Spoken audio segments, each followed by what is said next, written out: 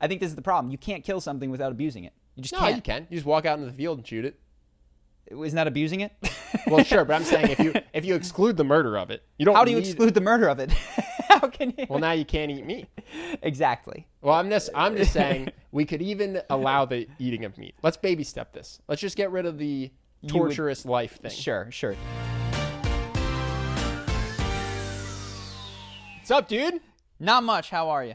Welcome to the Low Gang. I mean, The KSI gang. the KSI gang. The KSI gang. I was surprised. Charisma on Command gang. I actually didn't watch the whole fight. I watched a section of it. I thought that the larger Logan Paul would win, and he did not. Yeah, he should have won. Just got too bloodlusty. Yeah. Punched him right in the back of the head. Right.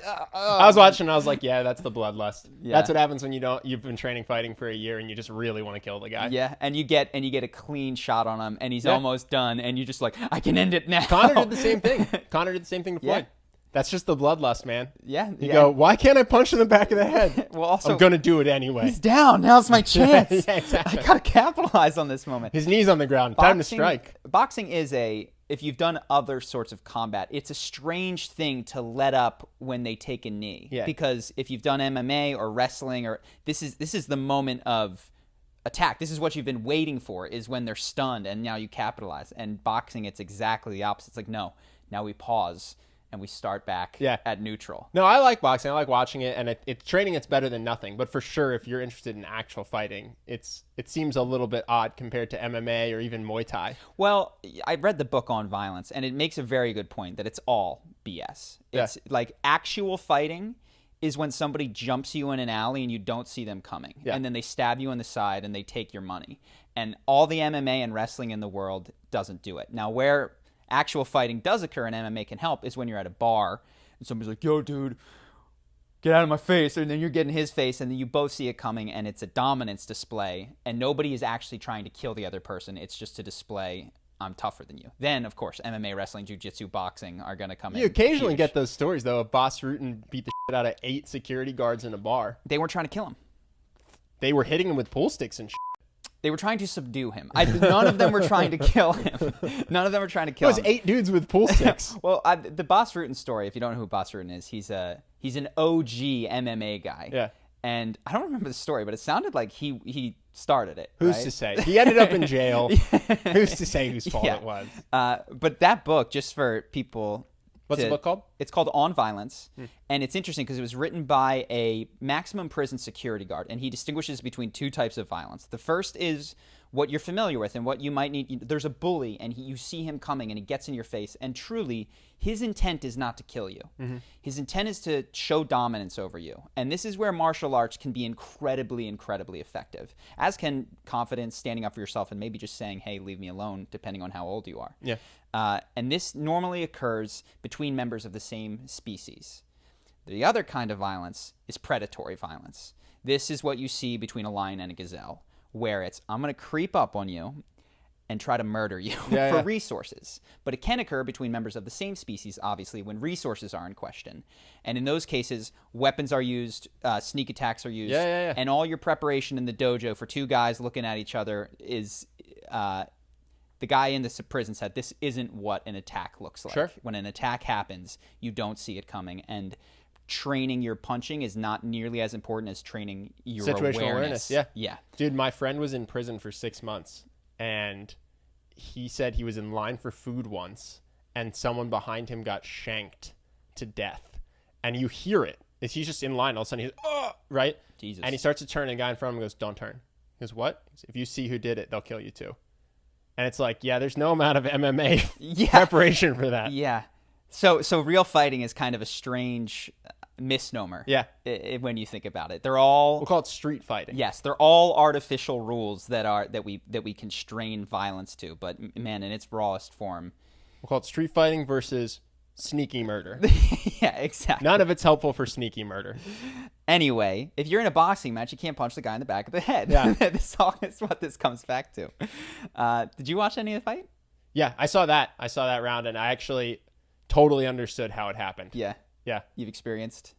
Well, I don't. I actually, when I fought, I don't have a lot of adrenaline when I fight, weirdly. I don't have bloodlust. I'm much more calculated, I guess. I watched a thing of Logan. He said the hardest thing for me is I didn't want to hurt him.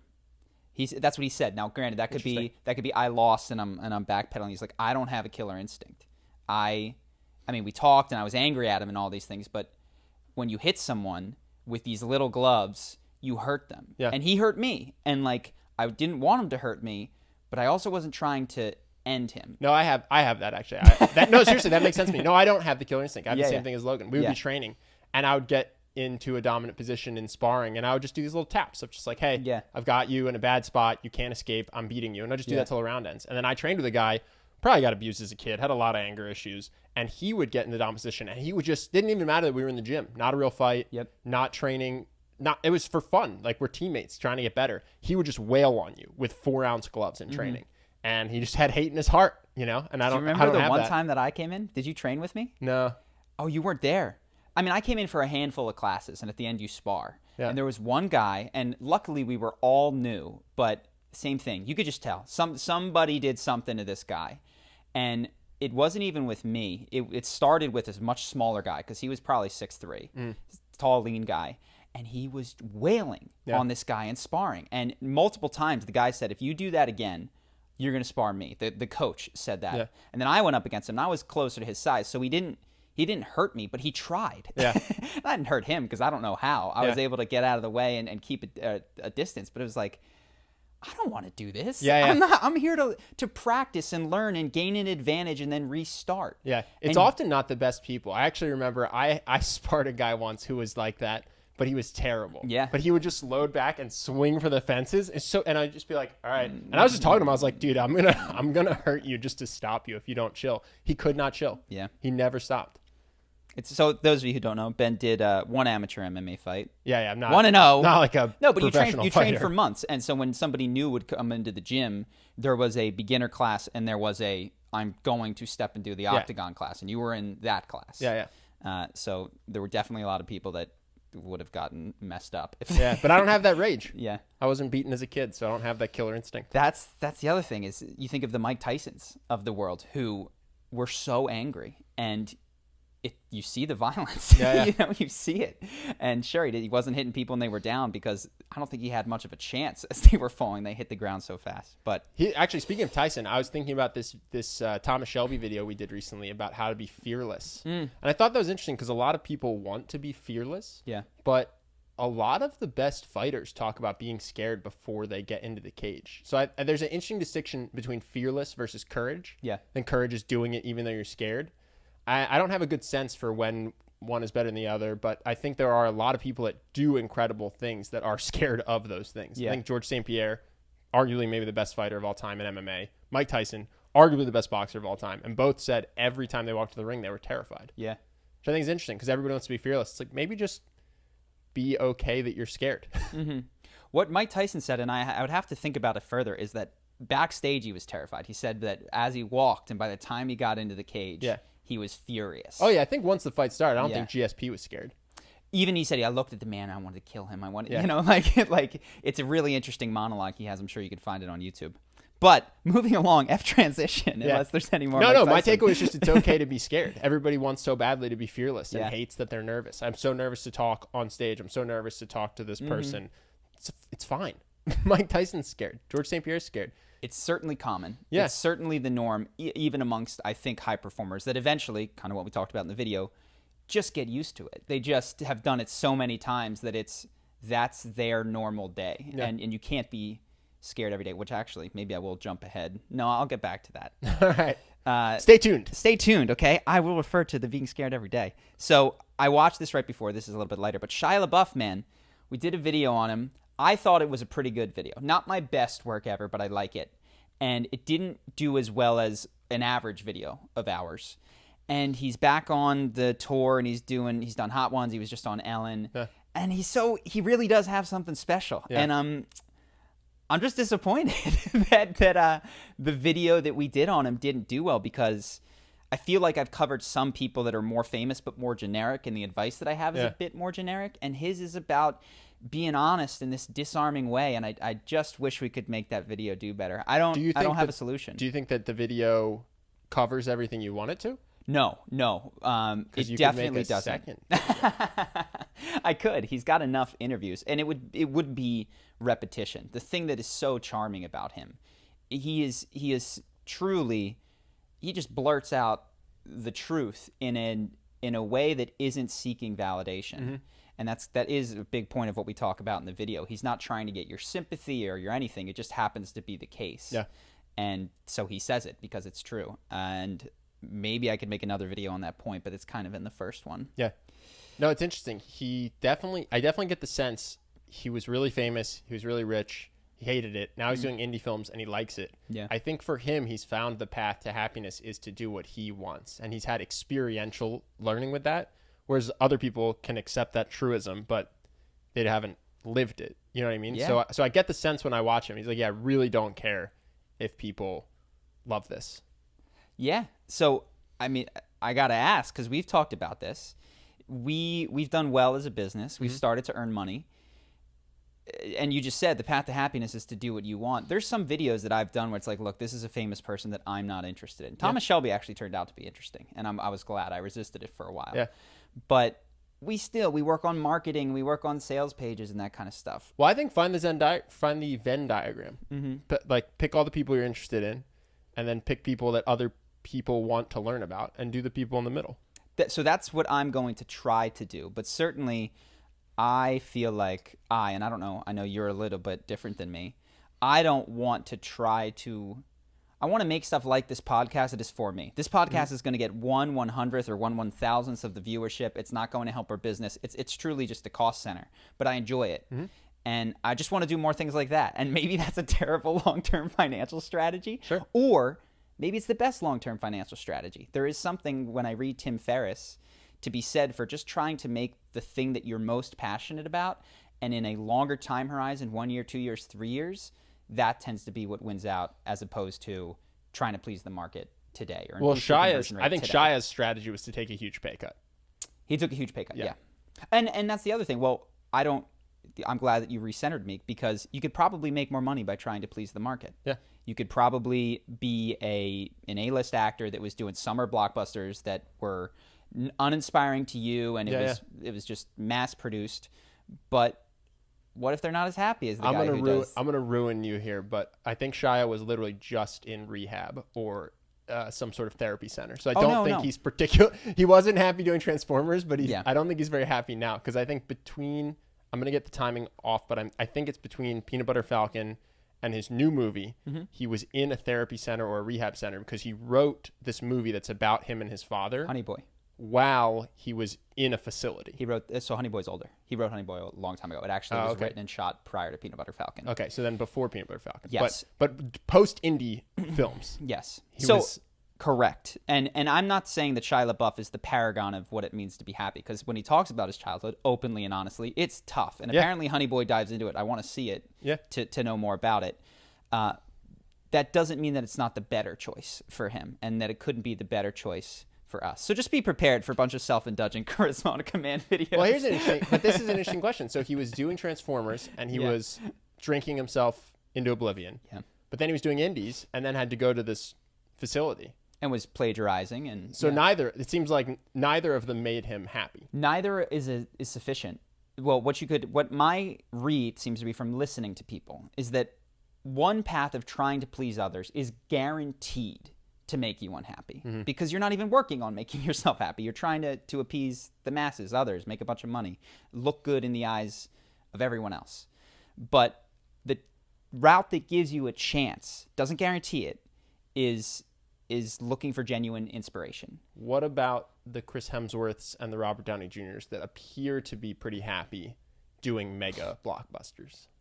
So I think, I'm passionate about Thor and Iron Man. So I'm not saying that I would love acting. No, but you're saying they might be passionate about those roles? And or they might be miserable and unhappy. Who knows? But yeah, they might love it.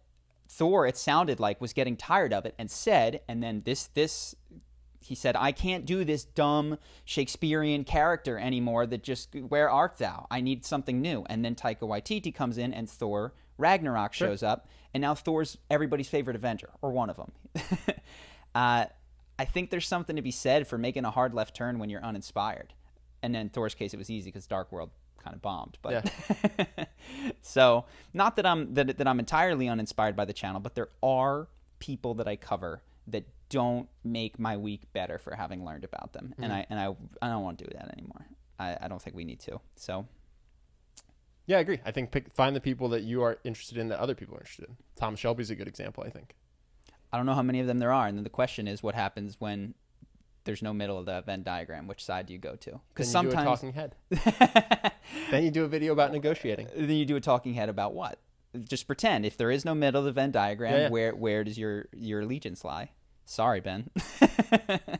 So that was the Shia Labeouf thought. Also random. Ellen does a burning question segment. I'd never seen it, which is a clear, you could call it homage, you could call it a copycat of Hot Ones. She's got, like, they eat a hot pepper, and then she asks them questions. Oh, really? Yeah. And I was like, wow. Wow. Okay. And people aren't upset about this. No. And I don't think they should be. I think it's the format is something that people are going to do. Now, the content of her questions is obviously going to change, but yeah, man, Hot Ones started a thing of I don't mean this in a pejorative way, the gimmick interview, which is Kevin Hart gets in an ice bath or random things. We talked about different gimmicks that we could do. We were talking about Hands On with Ben and Charlie, where we go get manicures with people.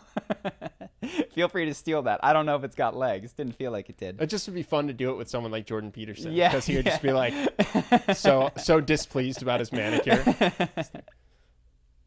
And I don't know that we could sell people on showing up at a manicurist with us. No. I just think that's interesting because I feel like if it were the other way around, people wouldn't be happy. What other way? If a YouTuber took a mainstream media's gimmick. Yeah, but they do. The interview... this is the other thing. It's all copycat. Like, the interview format was not invented by a YouTuber. The lighting setup was not invented by a YouTuber. The over the shoulder shot. These were all taken from mainstream approaches. So I do think it's fair, and maybe it's worth once saying, thanks to Hot Ones for this great idea. But I actually think I'm okay with that. Let me know if you're not. I think it's an interesting discussion of where the line between plagiarism. We all can agree that if they called it Hot Ones and they had 10 buffalo wings and they asked similar deep dive questions and did an Instagram dive in where they had to explain that gram, we'd be like, okay, this has crossed the line. But where does the line of inspiration and plagiarism? Where should it be drawn? I don't know. Do you have any? No, I don't know. It just doesn't sit. It's weird. It doesn't sit well with me. Interesting. Yeah. What about the fact that Hot Ones copied interviewing, and they interviewed all the same people that have been on Ellen previous, and he probably learned a lot from other interviewers' interview styles. Yeah, I feel like no one person has the right to claim interviewing, though. And maybe Hot Ones stole their spicy food gimmick from someone else. But yeah, who would you say Hot Ones copied when they did an interview format? It seems like they copied every talk show and or podcast that's ever been done. Somebody did it first. Yeah. And then somebody copied that. I bet. So just to be clear, if David Letterman was the first person ever to do a talk show, I bet he was pissed when the second talk show came out. That's I know he obviously wasn't. There was an entire generation. Yeah. I'm just saying. What should he be pissed? I don't know. I kind of feel like I feel like copying formats and iterating on them is how innovation occurs. Yeah. Now, clearly, we would agree at the far extreme of plagiarism, but yeah, we'll have to think more about the line. I did have the initial reaction. I was like, this isn't fair. This is the big guy stealing the little guy's idea. That's the issue. I think that's the issue. And then it feels like the big guy jacking the little guy's stuff. Yeah.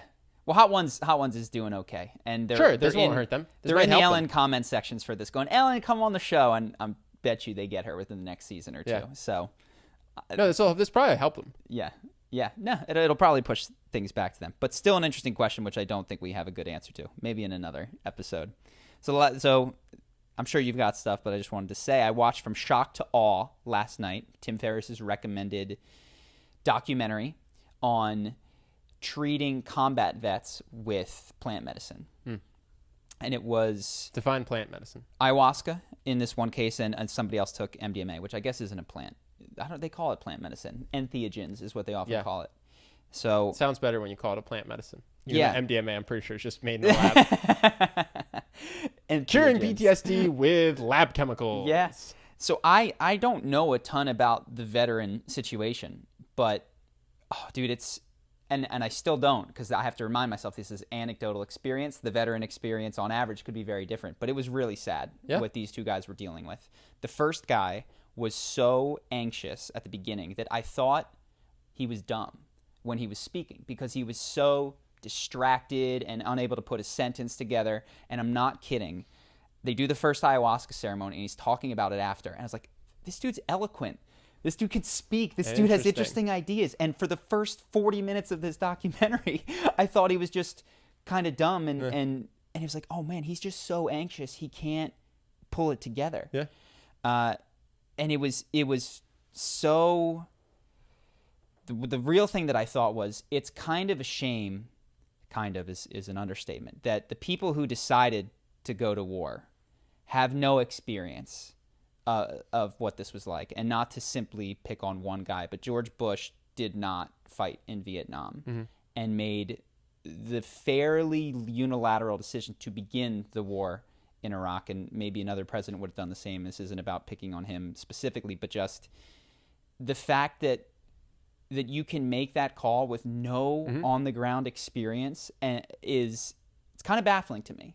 That you can say we should go to war without understanding what that means on a visceral level. Yeah. And I thought it was wrong, honestly. Not saying that only vets should be able to run for the presidency, but like maybe we need some more of the people speaking as advisors in those sorts of scenarios.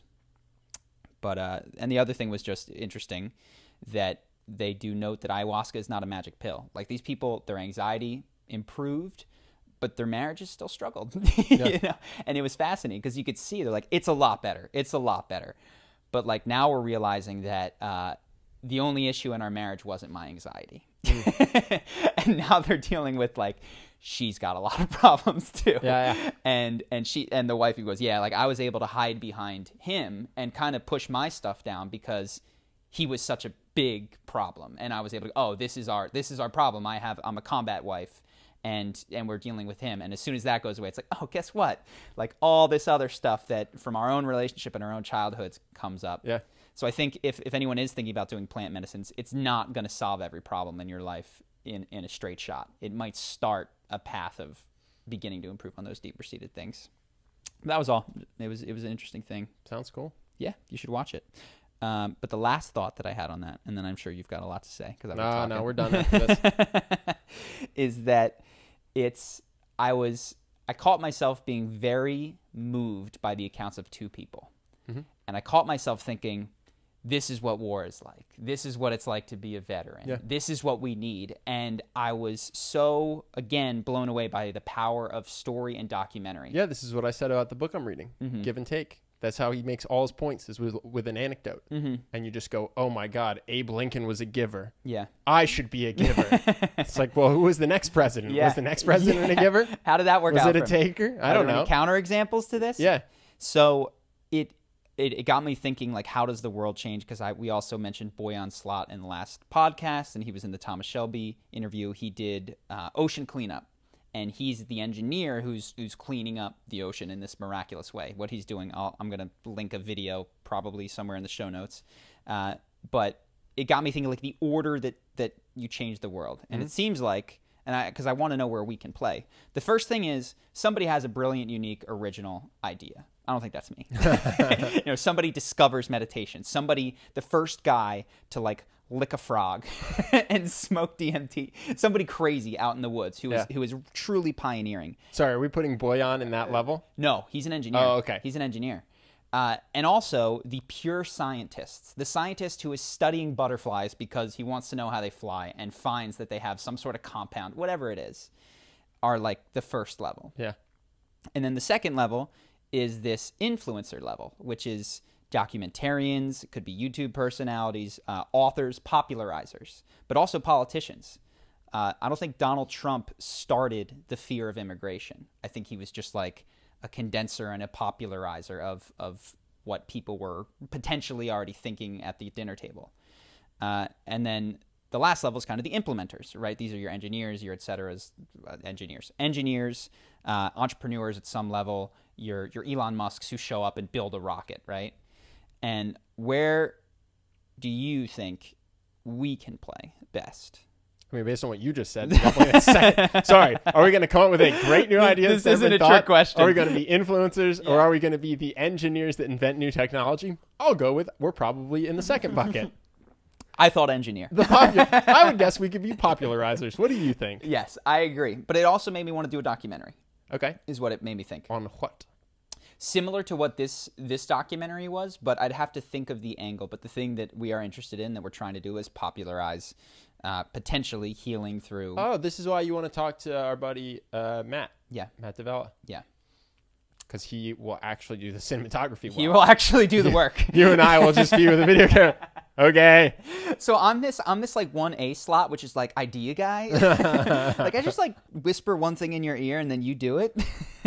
No, well, we can do the groundwork of like pulling the people together, pulling the plant medicines together. Well, I have a couple of friends that run retreats for various psychedelics. Yeah. Well, there's also other levels which I'm excluding, which are financiers and all these types of things. But those were sort of the broad things. Like comes up with the first idea, spreads the idea, and then Boy on Slot is incredible, man. If you look at the engineering that they're doing on this thing, I just go, I wish I had that skill. I wish I could make stuff in the world, but I can't. I can't hammer a nail. I don't understand magnets. Yeah. I can't do any of the cool things that you're doing to creatively solve these problems. But I could make people think that this is a big problem that they should pay attention to. You could make twice as many people know who Boy on Slot is. Not even. He's very popular. I'd never heard of him these days, so I can make one person. Yeah, there you go. I've heard his name 700 times more frequently in the last week than I had in my prior life. But yeah, would you be interested in a documentary of any sort? Yeah, I'm literally going to New York to do to go to a ketamine clinic, and I'm going to Amsterdam to a psilocybin retreat. So yeah. So if we just have a camera, I'm doing half the legwork already. 2020, 2021. I think I was trying to think where our unique skill is, and we understand human psychology very well. And even when I watch these documentaries, I go, you missed an opportunity here. Like, you missed an opportunity to pull the heartstring, to get the call to action, to whatever to tell the story. Also, let's not do a 9-hour one like Netflix does. Yeah. Let's do it a quick 45 minutes or an hour and a half. Yeah, we'll get in that 90-minute slot. But I understand nothing about the cinematography. If you guys have seen our videos, you'll know that. But what I do think I get is the story arc and the persuasive arc to make something compelling. So if we can... I do think it could be around psychedelics, but keep your eye out for that in like 4 years. Yeah. Maybe we can be one voice amongst Subscribe to the podcast for updates in 2021. Yeah, don't miss out on the Netflix doc. But anyway, anything that you wanted to bring up? Those were sort of my chain of I got a B transition about drugs. Okay, that's an A transition. So, well, not when you find out that it's about El Chapo's son. Oh. So this wasn't the first thing I was going to talk about, but since we're talking about drugs. So El Chapo's son... A Mexican cop was involved in his arrest, right? His arrest lasted like 12 hours. Yeah. That cop was gunned down in a hail of 155 bullets. Wow. Yeah.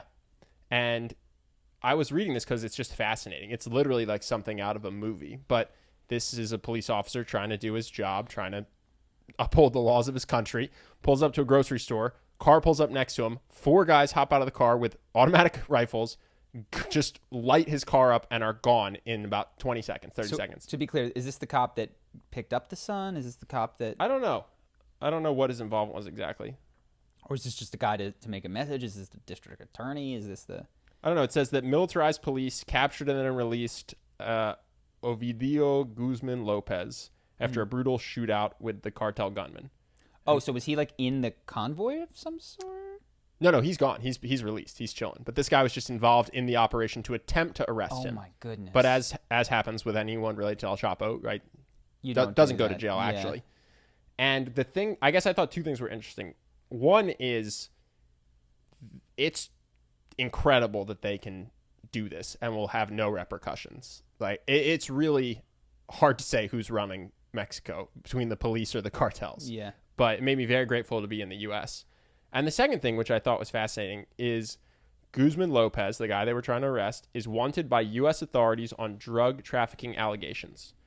And that's why this guy was killed.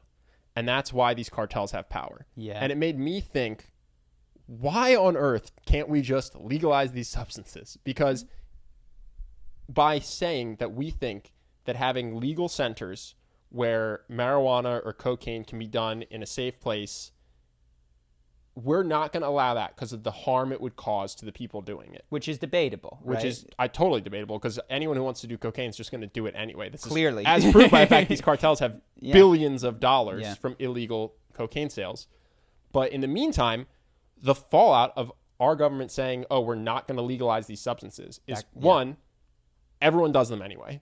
And two, there are billion dollar industry illegal in Mexico run by cartels that are murdering people, kidnapping people, torturing people. And we could really minimize their ability to do that if we just made drugs legal, because all their money would go on. All they could do then is traffic guns, which is a smaller market, especially in the U.S. because you can just get guns. So I thought it was interesting because there's second order carnage occurring. Well, what's crazy is that I guess it's debatable because I don't know the size of the two things, but normally you would think of second order as like, oh, the smoker gets the lung cancer, but the secondhand smoke gets a little bit, maybe emphysema on rare occasion. I don't know the size of the drug problem or whatever, but it's like the second order carnage is massive. It's not a tiny bit of cough. It's multiple countries that have these paramilitary forces that for stretches of time run the country. Yeah, and also, just to be clear, everyone from the homeless to the multimillionaire finance guy can get his hands on drugs. So I'm not really sure what we're stopping. What we are doing is incentivizing illegal drug trafficking. Well, so we talked about last week, trying to understand how the world works through understanding the business model, and asking who profits is often a good question. So who profits from making who profits from making narcotics illegal? I don't totally know the answer. I know some people say big pharma. I haven't really investigated it, but it seems almost so many people think this isn't a novel take, and I don't think it's a bunch of pearl clutching grandmothers that are stopping us from legalizing these drugs. It seems like there have to be vested financial interests in keeping it illegal. Well, we're hitting the point where grandmas were alive in the 60s and 70s. Yeah, are no longer those pearl clutching grandmas did some drugs. And also grew up, some of them, in an era of believing that they got out lucky. A lot of them like, oh, I didn't fall into reefer madness, thank goodness. Like I did some acid, but luckily I didn't have any horrible, flashbacks, and it didn't ruin my life. I don't know a lot about why this isn't more of an issue. It might be because politicians are old. Maybe. And I think, the other thing that I've heard, I actually haven't heard this from somebody who believes that. I've heard this from sort of mouthpieces on news figures that are like, we don't want to pay for areas where drug users can do drugs. That doesn't go over well with people's sense of where tax money ought to go. Because one of the propositions for this is that you create a safe space in a pharmacy where drug addicts can go shoot up and do drugs. You're going to make so much more money on taxing these drugs than you will on the centers. That math doesn't work at all. I'm going to sell cocaine legally and heroin and marijuana, and I'm going to tax them. How many centers do you think we're going to have? Because you're going to make so much money for the government that way. It'll be interesting to see. Do you know what? Instead of taxing Bill Gates $100 billion, like Bernie Sanders said. Well, I want to talk about that too. You could get your $100 billion easily by just taxing drugs.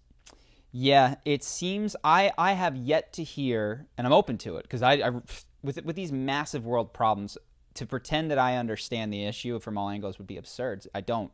Have never heard a compelling argument against the legalization, at the very least, of cocaine, which is driving so much violence in Latin America, and probably a handful of others. And they should be taken on a case-by-case basis. But, yeah, I would recommend don't do cocaine, and I would also say it should be legal.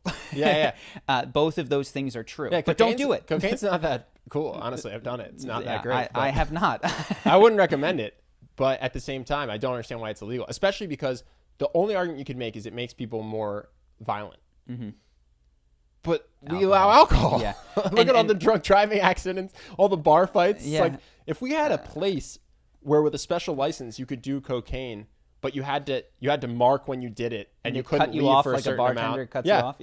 How could this possibly be worse than selling as much alcohol as we possibly can, plus having people do cocaine in the bathroom anyway. Yeah.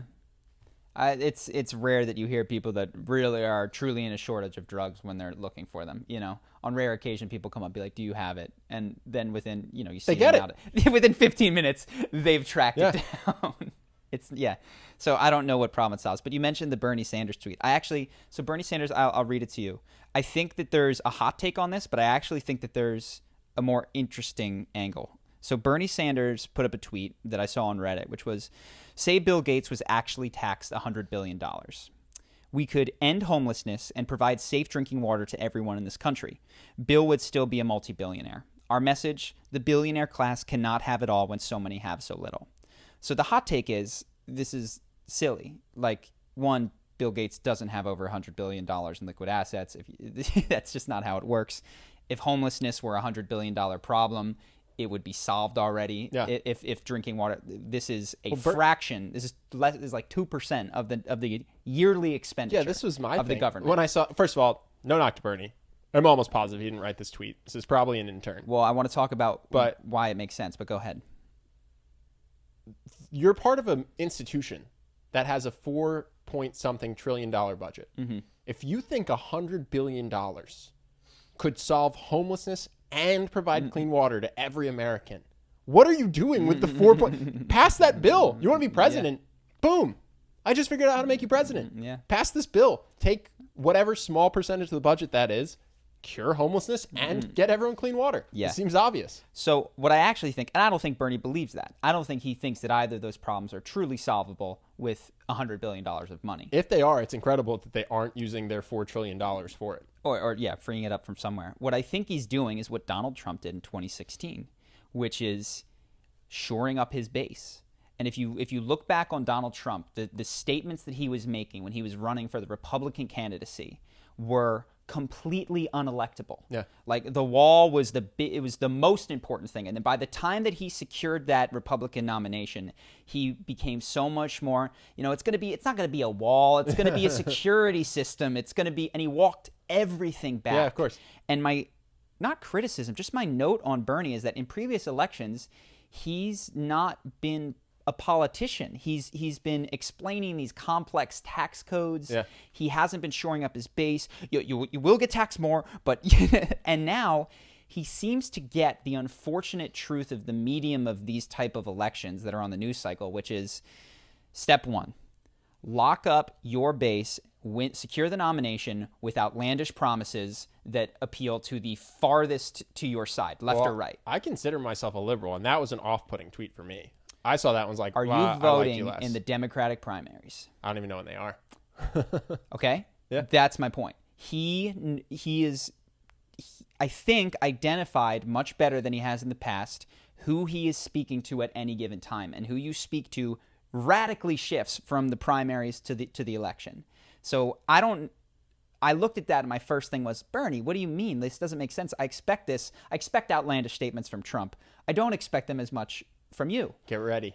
But I think he's started to identify that if he wants to win, he's got to play this game. And I see him starting to play the game. So I don't think he believes this.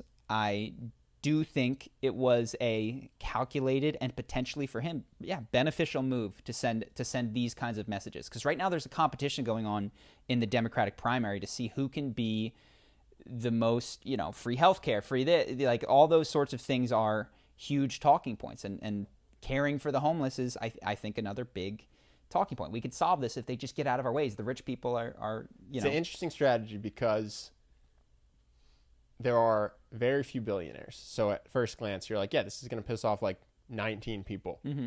But historically, money has been very important for being elected, right? Yeah. So it's an interesting strategy to just go, I'm going to piss off all the really, really wealthy people, but I'm going to try to make the regular people really like me. Yeah. Well, that's a good point. I haven't considered what this means for his finances. Like, which super PAC is going to back away. Good. Well, maybe he already looked at his donor list in previous years and went, I don't have it anyway. Yeah. You know what I mean? I don't think he does. Yeah. I know all my rich friends think that he's they're not going to send me any money. So this is why would I try to cater to them? Yeah. Why would I play to that? I don't think he, of course, intends to do anything like that. But yeah, it was just interesting. It'd be hilarious if he did, though. Instead of having just a universal tax policy, he just goes, okay, we're going to write in the law that Bill Gates pays $100 billion. It's like, in season whatever 5 when Sansa in Game of Thrones walks down the stairs and she's like, entered the game. This is kind of how I feel about Bernie. Bernie has entered the game. In his big black dress looking ominous, like he's ready to play. He's ready to politic. So poor Bill Gates is over here like, I give all my money away. He was an interesting person. I'm trying to cure polio over here. Yeah. Until Trump had the trade embargo, I was going to build things in other countries. Yeah, nuclear power plants. We're going to get that fusion power. So it's a funny billionaire to pick. Yeah, Bill Gates was, but again, it's I think that was even on Reddit, who I think is pretty exemplary of not the entire Democratic Party, but a portion of the younger Democratic Party was like, this is kind of a weird person to pick. Like you could have, there's several people that have lots of money, and some of them haven't spent the last decade trying to like run nonprofits and improve the planet in a major way. So maybe a tactical error, maybe not. I don't know. We'll see how it goes for him. See what his poll numbers do. But yeah, so that's all that I brought this week. Did you have anything else? Yeah, sure did. Did you see the YouTube thing? Yeah, the thing. Yeah, did you see the thing? What thing? YouTube is updating their terms of service on December 10th. Okay. It's a new clause. It says, terminations by YouTube for service changes. YouTube may terminate your access or your Google account's access to all or part of the service if YouTube believes in its sole discretion that provisions of the service to you is no longer commercially viable. Wow. And that means they can do it for any reason at all. They can literally just go, so if you make content they don't like, if you make content that they think makes the platform look bad, they can just be like, oh, we're going to delete your channel. Yeah. But second, if you use ad blocker, they can also just go, that's weird. I almost just said your email. That's weird. This person's Gmail account doesn't generate any ad revenue. Yeah. Delete their account. They would, of course, never. They could, because then what are you going to do? Not use YouTube? You're going to get rid of your ad blocker. All they have to do is threaten it or do it a couple times. Yeah, but that's a terrible long-term strategy to anger that many people. That would not be worthwhile to them. Don't know. I think it's interesting. For any reason at all, they can just get rid of your account. Yeah. What's interesting is ad blocker, unfortunately, and I have an ad blocker, and I also have a YouTube channel, and I don't intend to use it on YouTube because I actually don't find the current ad system on YouTube horribly invasive. I got ad blocker for the other websites that I was going. That was like, here you go, on the left side, on the right side. Did you get a pop-up here? And it universally, that's the default setting, is we block ads. And so I've never actually gone in, and maybe I will because I don't, I'm not trying to... I don't mind the ads to that same degree on YouTube. And in fact, sometimes they're really funny because they're trying to sell me drop shipping or like whatever thing. And it's always good to stay up on get rich quick scheme. Yeah. But it's, I don't think they would do that. It is interesting. Is that a problem though? I mean, YouTube can kick me off for whatever reason they want. And I would be angry. I'd be horribly angry and unjust and upset and pissed. But like, I don't own YouTube. I'm that's there kind of by their good graces. Yes, and I think that's the thing. It's recognizing that YouTube and Google in general they're commercial entities. Yeah. People I think used to, myself included, think of Google as this magnanimous search engine that allowed you to peruse the internet, and it's not. It's business. And so what YouTube's saying is we're also a business, and not only can we control what you go to and funnel you towards videos that make us more money, but we can kick you out or delete channels or do anything that we want that's good for our business.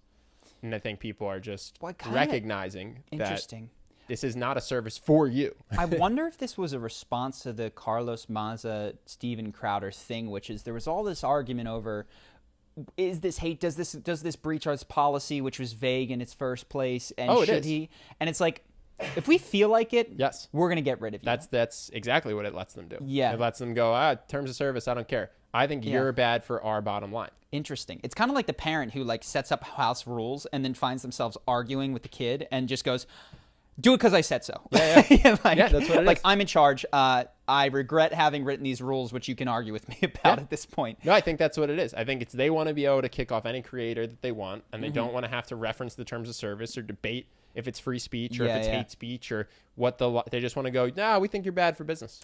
Well, I find that interesting because I know that one of the reasons that they didn't want to do that is because they were in contention. They wanted to be considered there's a distinction with the FTC, I believe, between a platform for communication and like a regular company. I don't know what the other term is, but in the way that it's regulated. Because if you can kick anybody off, you might open yourself up to assume liability for the content of that platform. Like, oh, well, you can kick anybody off, right? You're not an advocate of free speech. So when somebody puts up this video, we now hold you liable for whatever horrible thing was done or said in that video. And I know that was one of the reasons that in a lot of these debates, they've been saying, no, we're just a platform. We're just a publisher. That's what it is. We're just a publisher. We allow people to put their own things on there, and we should be regulated in this specific way. I wonder if this will backfire and be like, okay, YouTube, like you want to be in charge of what's on YouTube. Welcome to liability for what's on YouTube. Yeah, I don't know. Interesting, though. Still appreciate YouTube for my livelihood. Yeah. They do. I don't think we are. They get it from both sides so bad. It's not an easy thing to do. So, yeah, thanks, YouTube. Thanks for existing and dealing with all the headache of everybody hating every change you make. Yeah, if I felt that they were awful, I would, for my own self-preservation, probably try to get us off there pretty quick. I do have obvious faith in their decision making, at least as it regards us. But yeah, who knows, man? They could just start cleaning everything out that they don't like. I find that doubtful, though. But we'll see. Anything else? Yeah, you want to talk about the animal abuse federal law, or just pass on that one? I don't know much about it. I mean, you can mention it. So your brother pointed this out to me. There was a federal law passed that basically makes animal abuse a federal crime. Yeah. Whereas before it was a state-by-state crime, and each state could have their own rules. And your brother brought it up to me because we always talk about how the definition of animal is a weird one when it comes to these kind of laws. Mm-hmm. And it's fascinating because it says that animal abuse is a federal crime and it can result in prison time and all this. And then it defines what abuse is, which is the maiming of animals, the crushing of animals, the burning of animals, the mutilation of animals. And I'm for this law, just to make sure that everybody is aware of that.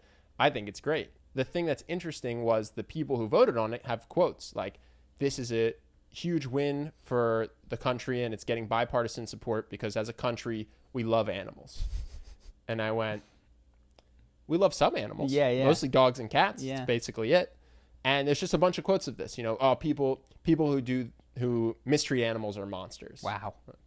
Okay. Do people really they don't have the thought occur to them that they just ate a steak, right? That doesn't occur to them. This is what I thought was interesting. They define animals pretty specifically as pets.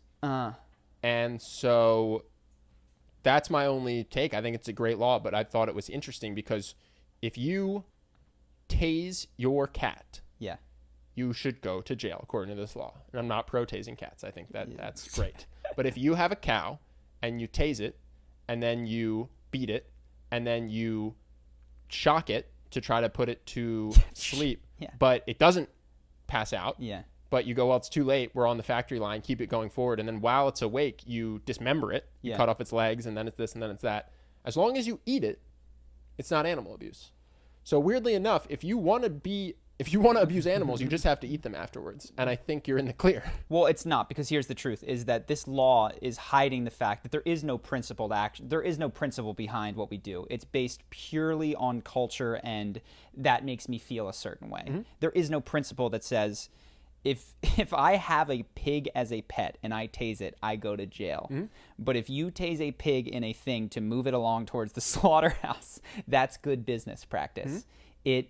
It's written into the law, by the way, explicitly. Yeah. It says except for, I forget the language, except for the meat industry. Well, what's interesting is that it's not an animal abuse law. It seems to be a pet abuse law. Mm-hmm. Because if I have a pig and you come and you kick my pig or are mean to my pig, we can be eating hot dogs at that very moment, and you will go to jail. You can run a slaughterhouse, but you will go to jail for kicking the pig, not for running the slaughterhouse where that day, God knows how many were mutilated in all sorts of ways. It's the lack of principle there is astounding. Mm-hmm. I don't even know what to say. I'm sure there's tons of areas in life that are like this, but this one just screams so loud.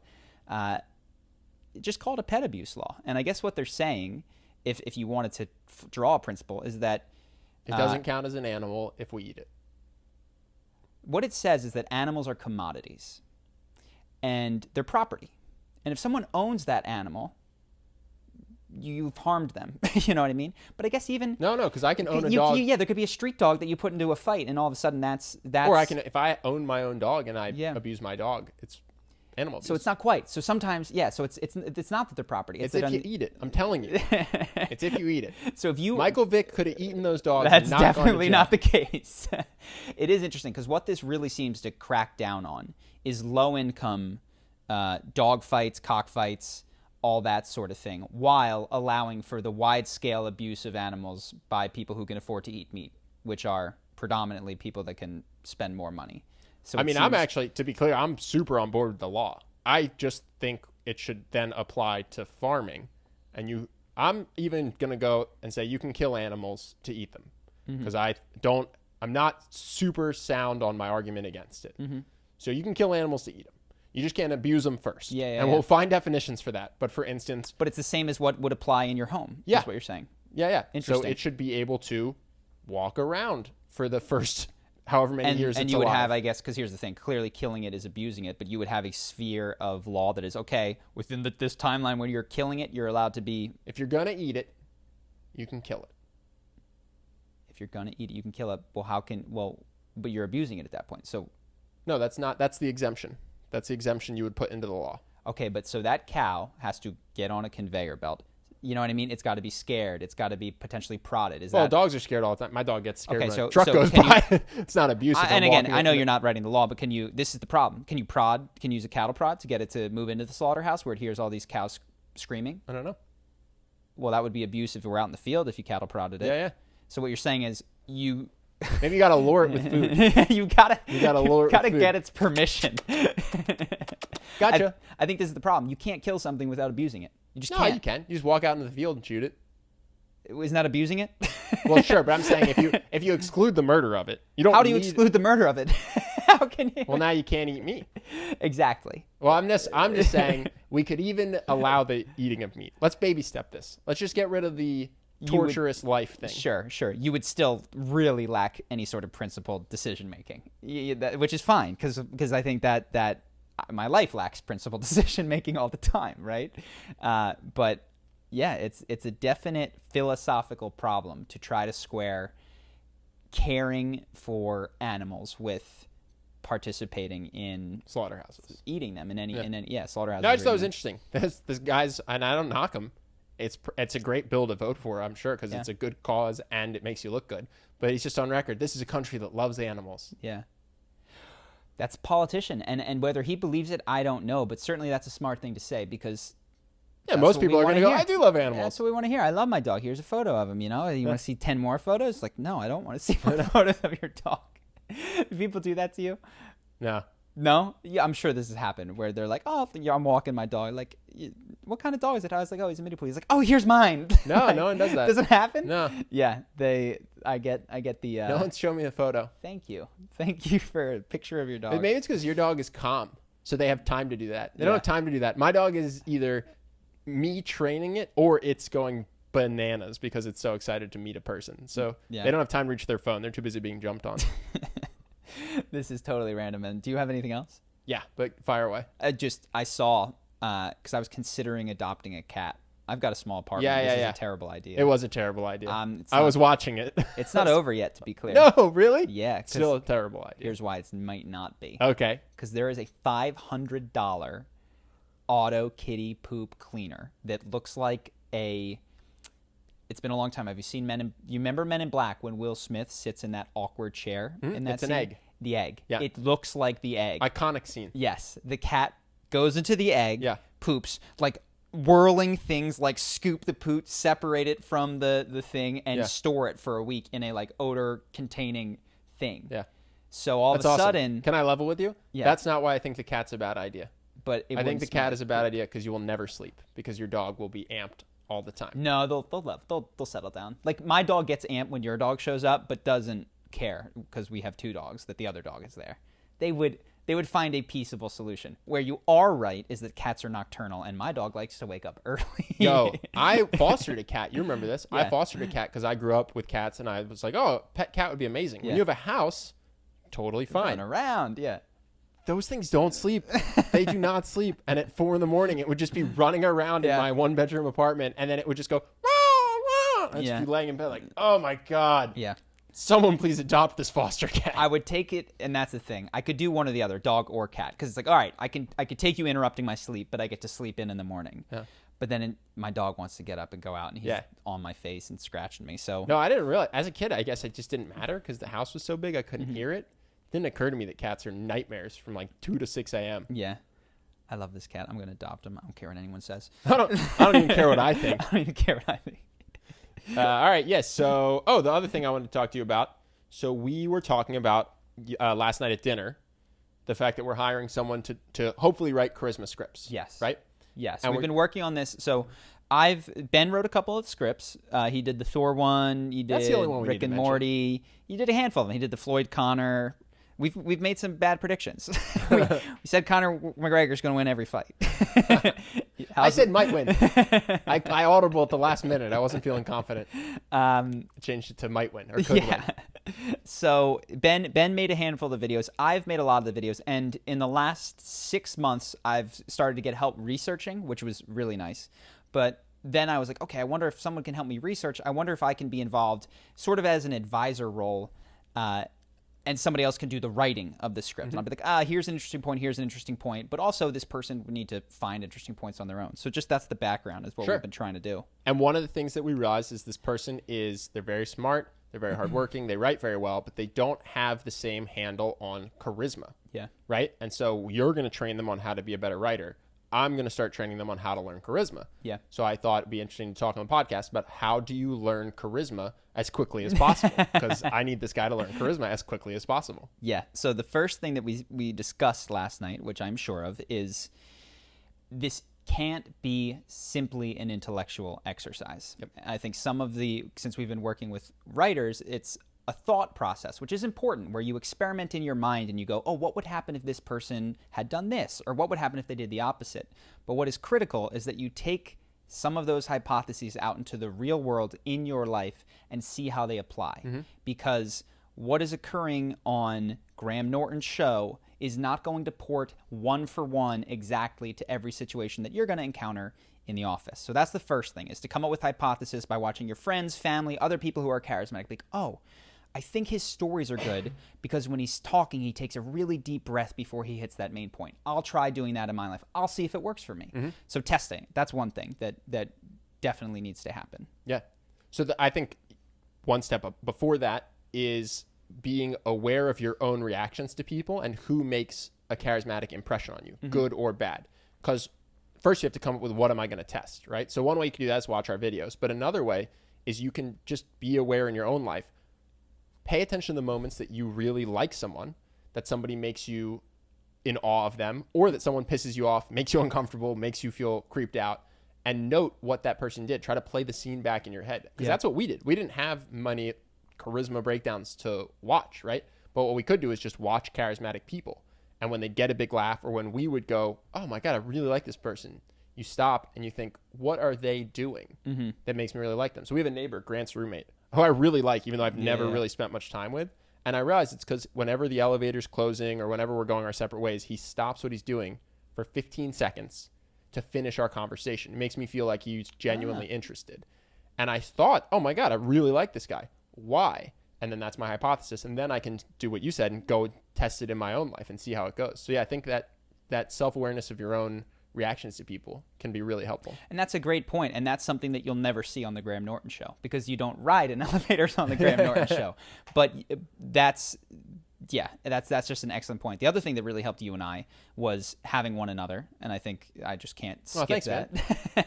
I don't feel that way. I've kind of got it on my own. The ability to bounce that idea off of me and then have me go, oh, wow, that relates to this thing that I experience in work, but it doesn't work in XYZ scenario. Super, super useful. So can't overlook that. Anything else? Yes. Don't try to do everything at once. So I think this is why in Charisma University, there's one daily action per day. I think with our YouTube channel, there can be a sense of, this is really fun to watch. I'm going to watch 6 videos. And then you go out into the world and you go, okay, I'm going to touch like Chris Hemsworth. I'm going to make eye contact like Tom Holland. I'm going to tell stories like Kevin Hart. and it's overwhelming. Yeah. And I know what we did is we just went, all right, today, all I'm going to do is try to make eye contact with people. I don't have to speak. I don't have to be funny. I don't have to do anything but look people in the eye. And you do that for 1 day or 3 days or however long it takes to feel comfortable. And then you go, okay, now that is kind of an unthinking habit. Now I can focus on storytelling. Yep. And I think that way it's not so overwhelming. And weirdly enough, you'll get good much faster by only focusing on one thing at a time. Yeah, totally. That's huge. And even within one video, there's 5 points. Yeah. Pick one of them, you know? The videos have 5 points to be entertainment, but you got to pick one thing to do. And then one way to pick the things is that I get to do as a job, which is really nice, is to pick someone who you consider sort of a charisma icon, someone that you like. Yep. And do that watching of a handful of their videos, or even just 5 to 10 minutes in the morning. So when I want to be funny, I watch the best of Step Brothers because I like Will Ferrell's sense of humor in that, and I just steal his jokes. Or I'll watch Chris Pratt. And 5 to 10 minutes before you go somewhere really does drive home the mentality, and then you pick one concrete thing to add to that, so you have this underlying willingness to be absurd, to just have fun in the moment. And then you add on top of that, okay, I'm going to spice these jokes up with one particular thing. I'm going to double down in there. And then if you do that for a handful of days, you're like, okay, I'm starting to develop that skill. Now it's time to move on to something else. And I think that would be the way that I would recommend that most people use our channel to go about learning it as fast as they can. Yeah, for sure. When I wanted to be more playful, I started watching Brooklyn Nine-Nine, 20-minute episodes, one a day. Incredibly helpful. It just incepts you. Yeah. You almost can't help but start to be like the people that you're watching. Totally. Which is also why it's really dangerous to watch macabre or watch characters who are dicks for too long, because you really can't. It is inception. You don't get to ignore it. It's like hypnosis. Yeah, and then you wind up being sarcastic because that works for this character in this particular role, and you're like, oh, what do you know? Like, the good hypothesis to have tested in the real world, because people don't really like it when I one-up everything they say with my incredibly awesome zinger. Yeah. Like, there's not a laugh track. This doesn't work the same way it does in that particular TV show. So yeah, good luck teaching. It's been interesting to do a meta-analysis of what is going on as I look at these things, and also to meta-analyze what we've been doing for 10 years, which was we were analyzing people, and now I'm analyzing myself as I analyze those people to try to find where we got most of our wins from. It's very confusing. It sounds confusing. One day, I wonder if it'd be interesting. I don't know if it'd be cool for the main channel to talk through the process of making one of these charisma breakdowns. It might be a sort of a niche audience thing. I bet people would be interested in it. Perhaps on the podcast, I can discuss it in greater detail, because it gets to nitty gritty. And once you see how the sausage is made, you're like, kind of just wanted to eat the hot dog. I just want to watch. I just want to watch your Peaky Blinders breakdown too. Exactly. I don't need to know why this took 30 hours. Exactly, and the timestamps that you wrote, and all the points that didn't make it in, and it's not as fun and interesting as the final video works out. But I do enjoy it a lot. So Dude, if it's the right person, go ahead. Hard tangent. Are you ready for a new topic? Absolutely. So this is always something that makes me laugh. So someone in the comments of one of our videos, I don't even remember which one. I know I got to stop reading the comments, but get out of there. I know I will. I'm working on it. They were like, if you really wanted to help people, you wouldn't charge for your program. And what I don't think that person realizes is that every week your full-time job is to make free content, and you've been doing it for 300 videos. It's like, dude, do you know how many hours have gone into helping people for free? Yeah. It's so many. And to be clear, the ad revenue now is substantial at our size, but for over a year was not nearly enough for one of us to... Yeah, it doesn't matter. I mean, unless you're getting millions of views a month, you're not making it on ad revenue. No, you got to have incredible scale. I just thought it was interesting because there's this mindset. I think it's a very fringe minority mindset of, if you charge for anything, you are evil. Yeah. If you have information that you put into a program that's laid out for people in a course, then you're a hypocrite. And I just find that so fascinating, because no one has to buy it. They only have to buy it if they like us and they want to get better at being charismatic. But there is hours of free content out in the world. And the person who wrote this comment also does something that they wouldn't do, that they do something that they demand payment for, right? They don't volunteer at their job. they do something where they demand payment. And I just think it's such an interesting mindset that for some reason people, they view themselves as this one thing and then us as this other thing. And they go, oh, most of the work that you do every single week, you give to me for free. But this one thing that you spent months making, you ask for money for, you're a dick. And I just thought that was a really interesting mindset for someone who I'm sure has a job. But it's also, I mean, just to be clear, I think it's so fringe that it's... Yeah. It's almost like the guy outside who's yelling that the sky is falling. That's an interesting mindset too. Like, I don't know that this is why I don't recommend reading the comments, because you think that this is a more common mindset than it is. You think it deserves more attention than I think it does. And while you make eloquent points in response, I don't know that this I saw it on, merits it. I don't know. I saw it on Reddit a lot when we were coming up. Sure. We would write blog posts that were completely free, and then we go, hey, I just spent... That's fair. I remember that. I just spent 3 days writing this. I edited it. I sent it to other people to see if it was good. Do you want to buy my book? By the way... No, not even do you want to buy my book. By the way, it's on a topic that fits the subreddit, and I'm linking to it. Mm-hmm. Not do you want to buy my book. Just like, hey, I wrote this article. It's about social skills. I thought you guys would like it. And people would be like, oh, he's promoting his own work. I'm like, but it's free. And I spent 3 days writing it because I think it's good and it'll help you in this thing you want help with. Reddit has this weird assumption that self-promotion is bad. And really, what that means is that the only things that can get promoted are already popular, which is like mainstream actors in movies, which weirdly enough is in other sectors of Reddit. We don't like this whole corporate thing. But who else could possibly promote some guy's blog who's just starting out? Yeah, if I have a website that 300 people have ever been to in the last year. Who else could possibly promote it? Yeah. And weirdly enough, once you make it, then you don't have to worry about putting your stuff out there because other people will see it. Yeah, now we don't post our own stuff. But I do remember this anti-self-promotion mentality, which I didn't understand.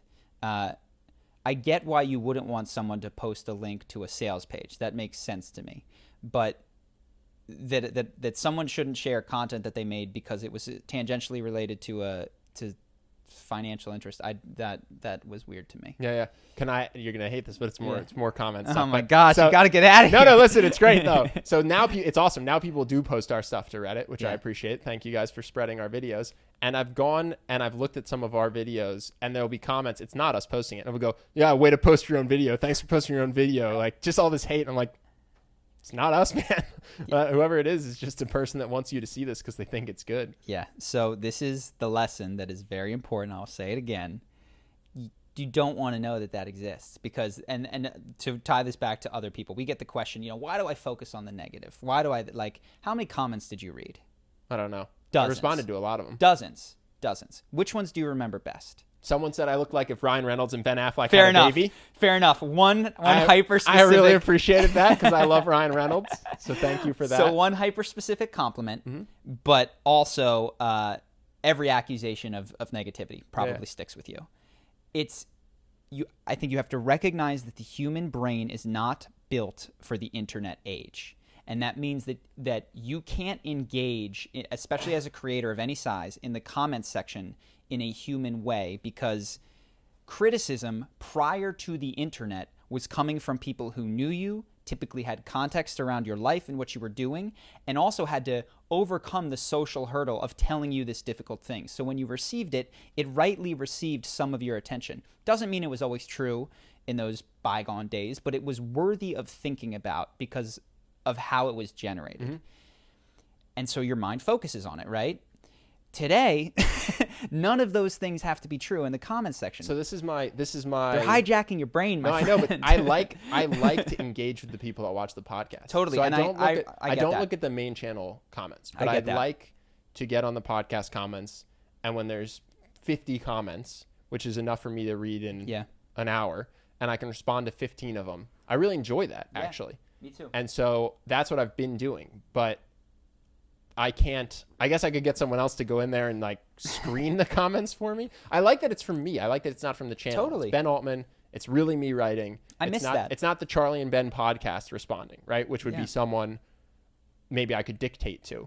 So that's what I'm torn about, because I agree. You don't want the negative comments in there. But I like that there's fans of ours who like what we say, who say nice things, and I get back and I go, hey, this is really me, and I really appreciate this, and thank you. Thanks for watching, and thanks for the comment. So. Absolutely. No, I miss that. And I don't have a solution that gets me both, really. I not just the nice comments, the thoughtful ones, the ability to create a dialogue. I miss that to a degree. And there's other reasons other than just dealing with upsetting comments that you don't necessarily want to engage in it. One is the talk around your creation can get in the way of continuing to create.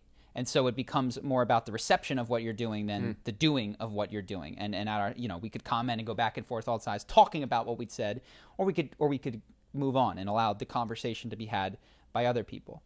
But I miss that. I totally understand where you're coming from. It was not easy for me to disconnect partially for that reason. But I mostly have, and I don't have an elegant solution, unfortunately. Yeah. The podcast is my chance. The podcast is my small little domain where people can call in. And maybe I just give somebody that's on our team that I trust access to my account and then have them come to me with comments. Well, Angel brings us interesting questions, which I'm really grateful for. I love that there's at least a small degree of interactivity with what we're doing. So well, it's more acknowledging the nice things. Yeah. Which I like doing. I appreciate that. I genuinely appreciate that people write nice things. Well, just so you understand this, the human brain isn't equipped for the internet. There's too many people saying nice things for you to acknowledge them all. Yeah. And it's a really nice gesture and thoughtful, but that is a person-to-person gesture, which is when someone says something nice, you acknowledge them. That's a great piece of advice for moving through the world. It can't work on the internet. It doesn't scale. Oh, we can figure it out off air. Well, I'll tell you, I think the difference between me and you is 2 or 3 years of doing this in a more closely tied way. And so I can give you a preview of what's coming. The podcast is still small enough that you can reasonably read all the comments and think and acknowledge. It's a lot, but you could do it. If things go well, it will no longer be the case, and it will the mean ones will overrun you, the kind ones will overrun you, the thoughtful ones will overrun you, and I guess it's a good thing. It's a good problem to have. So that's why I want to have people call in and do questions. Speaking of which, anything else? No. Well, let me see. Don't let me rush you. This is just a quick one. This is just advice for people. So we have a guy that lives in Argentina. We wanted to pay him because he works for us. Yeah. And I sent him money, and his bank said, "Oh, we can't find that money. That money's lost. No. Can you have them resend money and then be more careful with the tracking code?" You're kidding me. They screwed up the tracking code, and that's why we can't find the money. And so can you have them resend it, and then we'll figure this out? No, this really happened, yeah. I love your shocked face right now. So I wrote back to him. I said, "Hey, I think this is an attempt." Sorry, I'm having a hard time. I think this is an attempt by the bank to keep the money. Yeah, of course. And you should go to them and send it via Western Union. I didn't invent a tracking code. Well, we sent it from Bank of America. Oh my God, you're kidding. No. And I said, "Hey, you should go to the bank and tell them, if you can't find this money, I'm going to take all my money out. I'm going to go to a different bank because these people are going to send me a larger sum than this every month. And if I can't count on you reliably to receive it, then I'm out." That same day, our money turned up, and they wrote the guy. Oh my and they said, God! "Oh, we found it. It's been put into your account." Yeah. Can I give one other piece of advice? Sure. Take all of your money out of that bank, and I'll talk to them. Oh, what do they? They're just gonna do this with a larger sum. You have to get out of that bank. So I think this is something people don't necessarily realize. Big corporations, a lot of times, more is negotiable than you think. So when a bank has an overdraft fee, you call them, you say you want them to remove it, and sometimes they do. Cell phone has a late payment fee. You ask them to remove it, sometimes they do. Your bank says, "Oh, we can't find that money." You go, "If you don't, I'm out of here." What do you know? They find your money. So yeah, a lot of times. Well, I'm wondering if this was one corrupt person trying to steal. No, I think it's institutional. Dude, how does the institution lose? I mean, this No, is they a don't lose. wire transfer. This is as automated as it could be. No, I think they have an account full of money that they keep. Okay, we got to talk to him. He can't. I'm not sending. We can't send any more money to that bank. Okay. If a contractor pulled this, would you continue to work with them next I'm month? with you. I really hope we flash while I'm talking to some of your expressions. I'm mortified. It's been incredible. I'm mortified. Oh my gosh. Yeah, I thought that was interesting. I I mean, I get that people steal, and I guess I shouldn't be like that an institution as large as a bank when they steal, it's like we got bailed out. You know what I mean? It's not. I went to this one guy and told him I didn't have his money. That's insane. You have one job. Holy cow! I'm blown away. Yeah, you're lit about this. I wondered, I'd have to talk to him if this is like a common thing in Argentina, or at least, because if that happened in America, somebody told me this story about Wells Fargo or whatever, I'd be like, I've never heard of anybody losing track of money, ever. I don't think this is the first time this has happened to me. Maybe that's why I knew that he had to go talk to the bank. Well, it's with you, it's always overdraft, though, or not overdraft. No. I have sent people money before, or people have sent me money, and then the bank said, "Oh, we don't know. We don't know." Yeah. Okay, so maybe I'm overreacting. Well, I think I could have been sending it to another foreign bank. Maybe I'm overreacting. Oh, wow. If I am overreacting, let me know if this is a common problem. I think it's just a lot of foreign transactions. The bank can try to steal your money and tell you that there was an issue that wasn't their fault. All right. And then it's up to you to go, I'm going to give him a call. We got to get money out of there, like stat. What else do we have? Anything else? No, that was it. That was my last one. So anyway, if a big institution is screwing you, push back. Threaten to take your money out. Well, what you did that was smart, and I just want to highlight this because we talked about this, I think in the Tommy Shelby video, is you could have gone, hey, this isn't fair, this isn't nice, this isn't... And what you instantly and reflexively did, because you've been good at this since you were 10 years old, was said, what do they care about? And you said, tell them I'm going to be getting more money in the future, and I'm going to take what is already in there out if you don't find this. You did not appeal for a second to integrity, their kindness, their integrity. Even registering a complaint is like, that would just be a cherry on top of taking the money out. No, my thought was banks make money. People don't realize banks make money by you giving them your money, because then they take your money and they invest it. You hit them in their self-interest. And I said, okay, cool. I'm going to take all of my money out, and I'm not going to send any more money here. Yeah. Or you can find this money, in which case you'll continue to make money off of my money, which will grow. Yeah. And that's how you persuade a bank. You don't get on, you don't yell at a customer service rep. You don't, especially customer service rep. Now you're just ruining their day, and they have limited power. You calmly threaten their self-interest in a ethical way, in a way that's like, I'm not going to work with you anymore, and you'll do this. Or like, I'm not going to work with you, I'm going to make sure that my family, who you could check out their last name, they also remove that, whatever it is. Good job. So yeah, we got the money. Gosh, that's so upsetting. All right, what else do we have, Angel? I guess I should say he got his money. Yeah. The first thing that I have is that there's going to be a new movie coming out about the Vietnam War called Finding Jack, and it's going to be starring the late James Dean. The production company who's making it is going to be using CGI to resurrect him from the dead. And it's not a case of like James Dean is in, like, he doesn't exist in this film. He's just an actor playing a fictional role. And it's the most bizarre, and obviously Hollywood people are not happy about it. And so just to be clear, it's not about James Dean. They just wanted James Dean to play Han some Solo. Guy. They just like casted him in a role. Dude, this has got to be so... I know why actors are upset about this. Because if his estate agreed to it, we might not need actors anymore. We might just be able to have CGI dead actors. Well, you know what's interesting? This is a fascinating question in terms of a power dynamic. If this worked and the public accepted it, which I doubt they would. Oh, it depends. If it's good, I don't think anyone's going to care. Well, so Transformers already did this. What Transformers proved is that, look, Shia, show up or don't show up. You know what I mean? Megan, whatever. The star of the show is the explosions, and it's Bumblebee. And the cost of these things is only going down, right? Mm-hmm. The first time we did a huge giant CGI car, that was very expensive, but we're getting better and better at making this cheaper and cheaper. Mm-hmm. And we can replace you with Mark Wahlberg, and Mark Wahlberg can be replaced with someone else. Mm-hmm. You're disposable. And if that's where this moves to, what they're saying is like, look, every handsome guy is just going to be James Dean from now on. Yeah. And we need somebody to do the facial expressions, but guess what? That could be anyone. That could be any you just wear one of those actor, suits with the dots. Yep, off the street that can act pretty well. Yeah. Can now be James Dean. I don't think that's necessarily why they're totally upset. I don't know that they're looking at the long game to that degree, because I think there's a lot of things that might stop this from happening, like audiences not constantly wanting dead people to be their stars of the day. But That's fascinating. That's super interesting to think about. That. Yeah. People are really upset, but his estate did greenlight it. Yeah, they're like, "Would you like some money?" And they're like, "Why not?" Sure. Yeah, interesting. Can you read the Chris Evans quote? Because I thought that was interesting. I was just about to say I have a Chris Evans tweet right here. This is awful. Maybe we can get a computer to paint us a new Picasso or write a couple of new John Lennon tunes. The complete lack of understanding here is shameful. I mean, that's not really an argument. I thought it was interesting I because really like Chris, but I don't love Chris Evans. Yeah.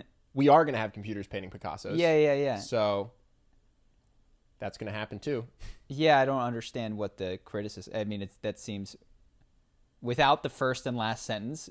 It's just like maybe we can have a computer painting a Picasso or creating new Beatles songs. Like that's we will have computers writing music if we don't already. Yeah. I wouldn't be surprised if we already have melodies being written by AI. We do. I mean, so in this club. I'm not even gonna hum it because Mikey got demonetized for humming a song. I love this. Our friend, and you don't know the story. Our friend hummed 10 seconds of a song in one of her 20-minute videos, and all of her ad revenue got taken by copyright by the people that own that song. Well, so you said maybe we already have computers writing songs. I can attest to I'm a lyricist, but I don't actually write music. Mm-hmm. So when I need to write music, I just use the computer. I enter some chords that I'm interested in. I have the computer automatically make a melody out of it, and then I write lyrics to that melody. This is what's crazy is there were bands that did this. Rush was very technically into music theory. There's creativity and expression, but music has structure and rules. And when you're in a particular key, there's only so much you can do within that key. And there's known relationships between every note in that key. It's like, you want to make this happy? Like, ba-da-da. You want to make this a little bit funky? We could do that as well. So what I was saying, though, is Love in This Club is a garage band track. And I don't just mean he built it on GarageBand. I mean, it's a regular... Like a preset that... I want to do it, but it's just because it's so incredibly basic. But that's the song. It was built on GarageBand. That's what it has. Computers are writing songs with input from humans. Yeah, exactly. It's just going to get less and less and less and less. So that's why I thought that was interesting. It's like that's the direction it's going. Yeah. You've correctly identified the future. Yeah, if you take away your frustration in the first and last sentences, it just sounds like a suggestion for something that's happening. But I still admire your charisma. Yeah. Oh, you are hyper charismatic. Please come on the show. Please come on the show. Those guys, the Marvel guys, are insane, man. They did a really good job, I think, of casting people that are charismatic. I mean, and I guess DC has it too. Margot Robbie's charismatic. Will Smith is charismatic. I guess for other reasons, it just didn't work out. I'm not going to name names because I don't want to go bad on people, but I've tried to do breakdowns of a couple of people that are in the DC world, and it was tough. Okay, I know what you're thinking about. Yeah. Fair enough. And also the other thing that hasn't happened as well is the Star Wars universe. Like I've looked into some of the actors there, and they're just harder to do. Mm-hmm. Less to learn. The new ones, to learn. Yeah, the new ones are trickier. But the Marvel cast made it so easy. Yeah, it was great. Just like, all right, I'm done. Like I could go too long with any of you guys. So anyway. Chris, I know you're watching this. Yeah. Chris, we love you. We're sorry AI is going to take over. We're sorry. Chris, when you're unemployed because James Dean is taking all your parts, come on the podcast. All right, what else do we have? The other thing I have is just I wanted to share with you guys that I think gender reveal stunts. Do you guys know about this phenomenon of gender reveal stunts where people... I heard that somebody started the California fire with a gender reveal thing. Well, they started simply with people getting their family together and they're like pop a balloon and whatever confetti comes out. Just in case anyone has no idea what we're talking about, it's for babies. It's not where you reveal your own gender. You're revealing the gender of your baby. A flashing situation. So you do something with either blue or pink to reveal the gender to your family and your friends. It started simply, but they're getting out of hand. Like you mentioned, one started a wildfire in Arizona. That resulted in 47,000 acres being burned and $8 million in damages. Luckily, no one was hurt, but... And then another one, they were trying to create a colorful explosion of dust. They accidentally made a full-on bomb and killed the grandmother. Or who she would have been the grandmother. The baby wasn't born yet. Did she die? I'm sorry, it's so fucked up. Did she die of a heart attack? Or no, she died. Did she die in an explosion? In the explosion. Those are very different. There's a literal explosion. She died. They bombed their grandma. They bombed their grandma. So apparently they built this contraption on some metal base. and when it exploded, Shrapnel. that metal base. They built a dirty bomb. Oh my god. Yeah. Oh my gosh. And this was just like a family get together. And then another one, and this was my favorite, led to your favorite. a plane crash.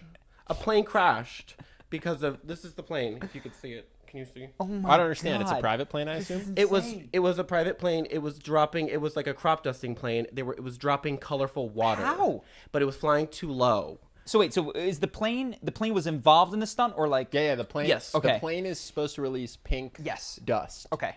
But instead, I guess it flew too low and then crashed. Oh, okay. So I don't think you can blame that on the dust. I mean, it could have been flying anything and flying too The low. bomb seems like the worst. The bomb Or maybe is fire. the bomb Fire's did not. pretty bad, too. Yeah, that's directly attributable to this thing. But is there a video? I don't have Of the bomb? I don't. Of the I don't. plane. Unfortunately, but I do. I was like, I you just have a sick picture. bastard. Oh, not the bomb. I don't want the bomb. I want the plane. Is there a video? Just a picture. Got it. Okay, so I got it. That one I can understand. Dude, can you imagine Planes can how be flying lots how of things. haunted you would be if you accidentally built a dirty bomb that killed your mom? Oh my gosh. Just how for the rest of your life that would haunt you?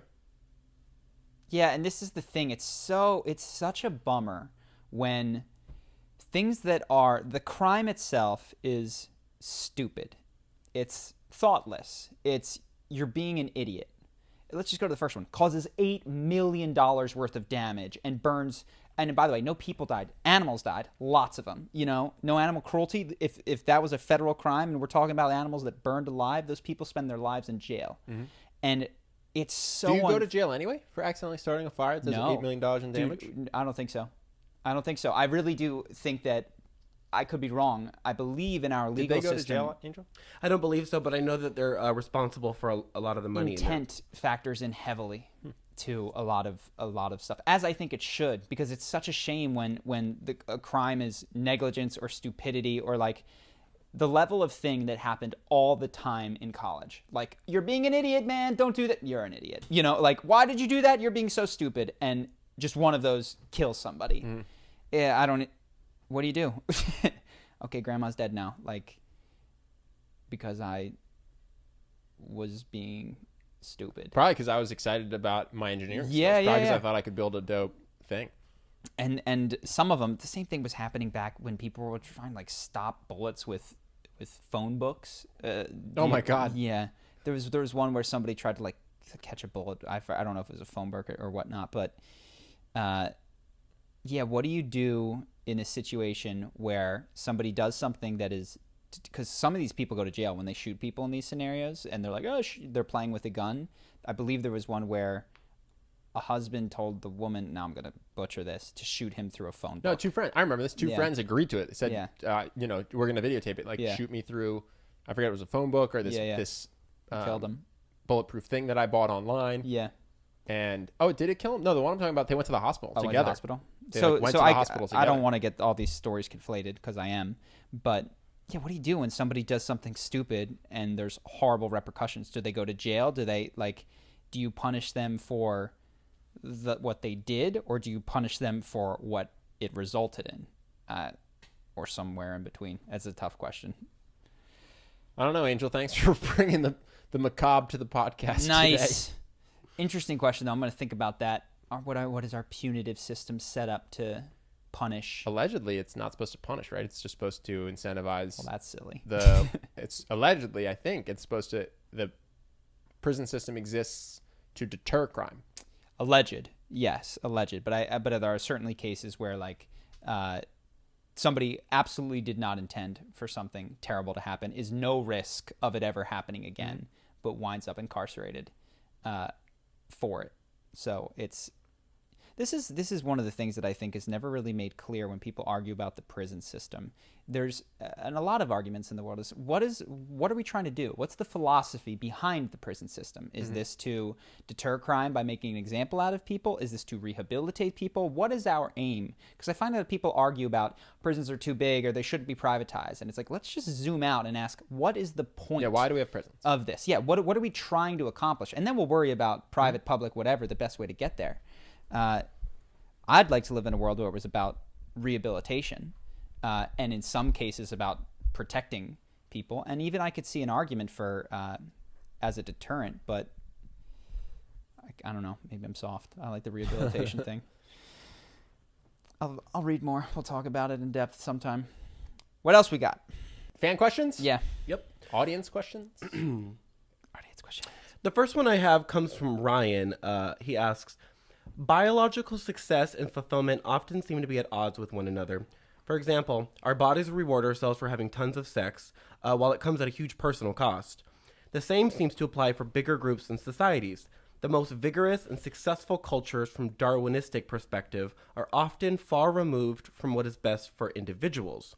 There seems to be a tremendous strength in irrational tribalism, shared stories and beliefs. Yep. How would you approach creating a group or culture that would maintain its Darwinistic edge without sacrificing truth in the process? Thanks. Love the podcast. Cool. Do you have any thought? I mean, I have. I'm gonna read. That was a lot. I'm gonna read the question because Angel sent this to me. I'll start. So I wouldn't try to create a group. So that had a Darwinistic edge. I identify pretty heavily as an individual, and it's because of the culture that I grew up in. I identify less as a member of a group, and I have little interest in legacy, both biological and, I guess, fruits of my labor.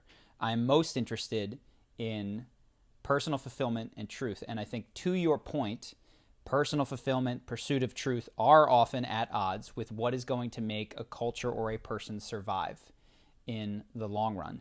And as with every priority, when they come into conflict, you have to decide which one is going to win. So for me, it's personal fulfillment. If I'm not going to have kids, probably, I am going to, quote unquote, lose the biological imperative game.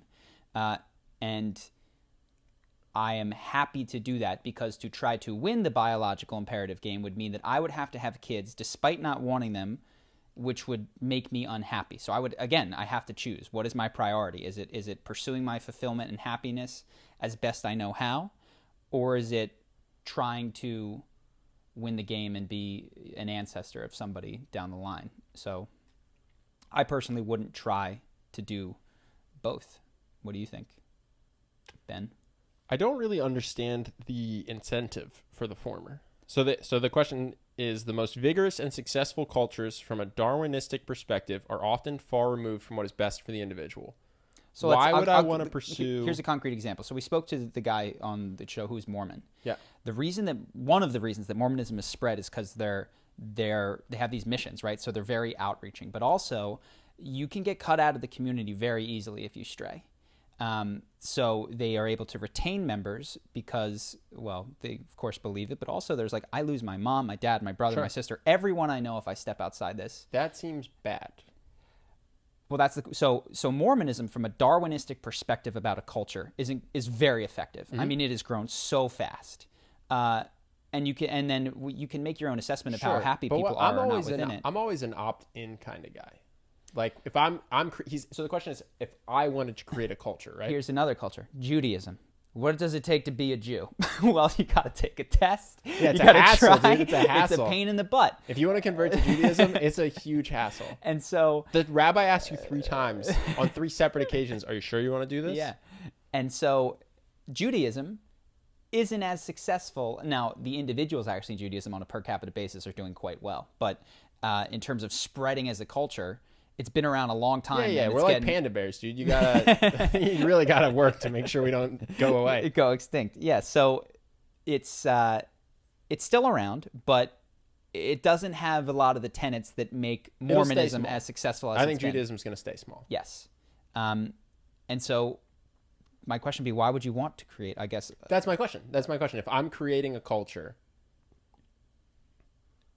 why would I guess for me, this is just my values. I'd want to create a culture that was centered around happiness and making other people's lives better, and it could stay small if it wanted to, and people could opt in or out. I would not want to create a culture where if you left, you're ostracized. And what that might mean is that your culture might not exist 20 years after your death. Yeah, my Judaism might go away. And to the first point that I made, that's because you identify as Ben Altman. You don't identify as... first and foremost, a member of an ambassador for said culture. I'm on J-Swipe. Go easy, dude. I'm on J-Swipe. I mean, any of the cultures that you're in, any of the cultures that you could create, the Charisma on Command culture, whatever it is.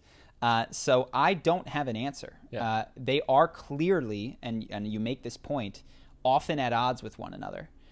And for me, I just feel so much more like an individual than I do like in a group continuer, ambassador. Legacy really doesn't interest me. Yeah. So I'd be curious to know why this person wants to know this. Maybe posting on this podcast, just because it's interesting. Like, in what scenario are you creating a culture? Sure. Well, I'm just reading this. How would you approach creating a group and culture which would maintain its Darwinistic edge without sacrificing truth? I'm just curious, like, in my day-to-day, when am I creating a culture where I'm concerned about its Darwinistic edge? I don't know. But this person, I think, has a great example, man. Monks pursue truth. Really, what they do is they sit there and they think about what's real. They try not to think in some cases. They try to experience what is real.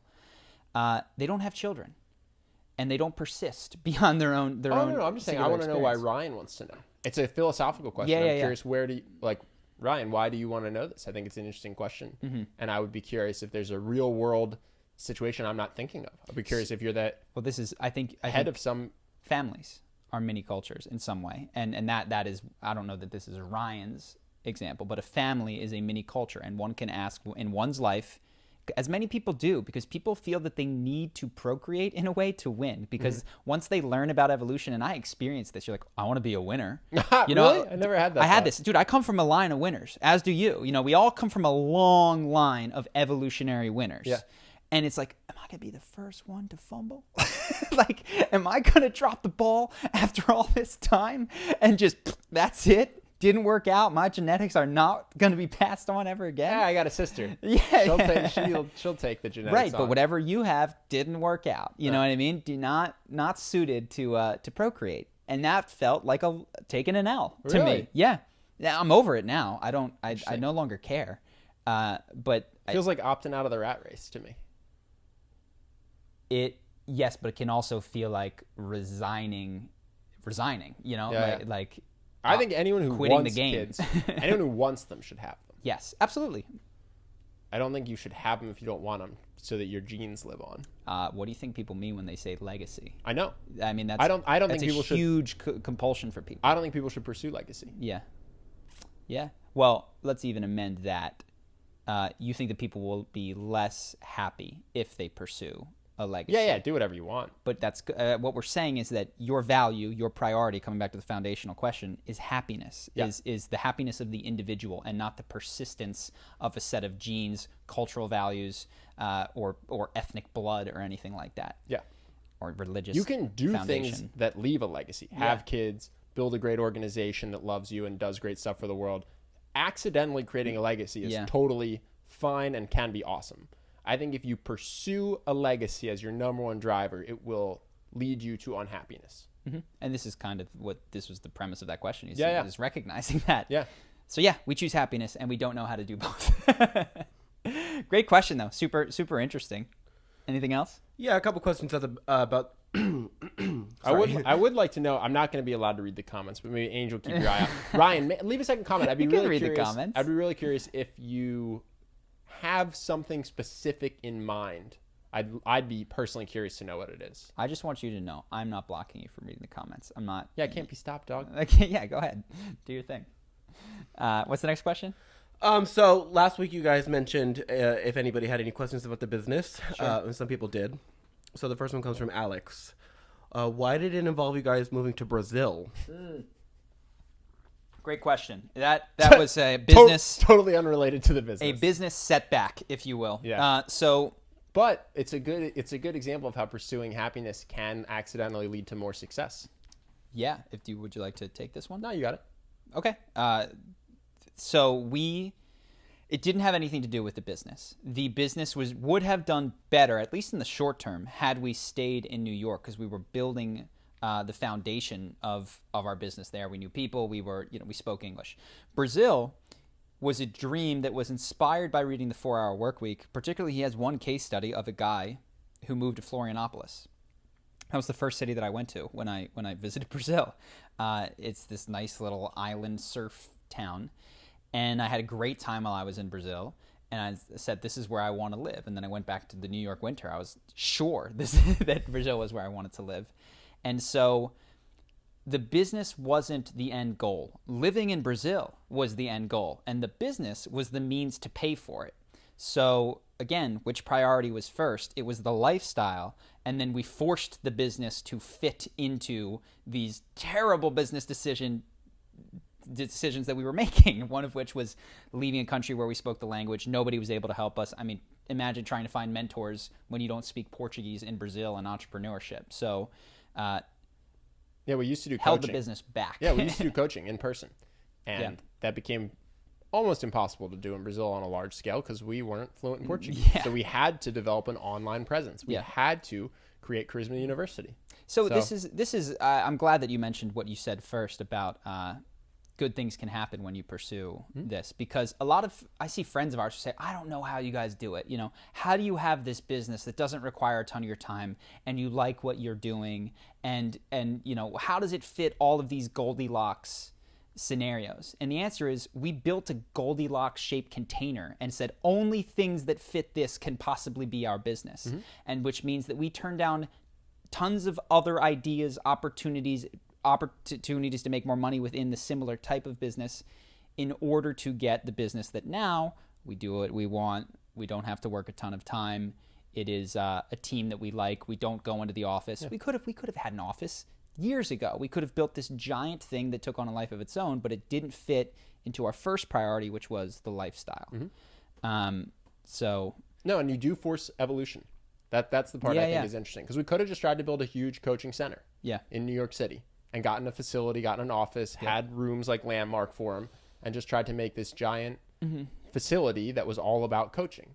And by going abroad, we went, well, we have to exist online because we can't do this in Rio. And because we're going to move in 6 months, and then we want to move in the next Vegas, 6 months, and then we want to go another 6 months. And so it forced the business to evolve. And it's because everything always comes down to nothing can be a tie. Yeah. So when two things are at odds, the place you want to live and the amount of money you can make in the short term, what are you going to pick? Yeah. Or the lifestyle versus whatever it is, the legacy.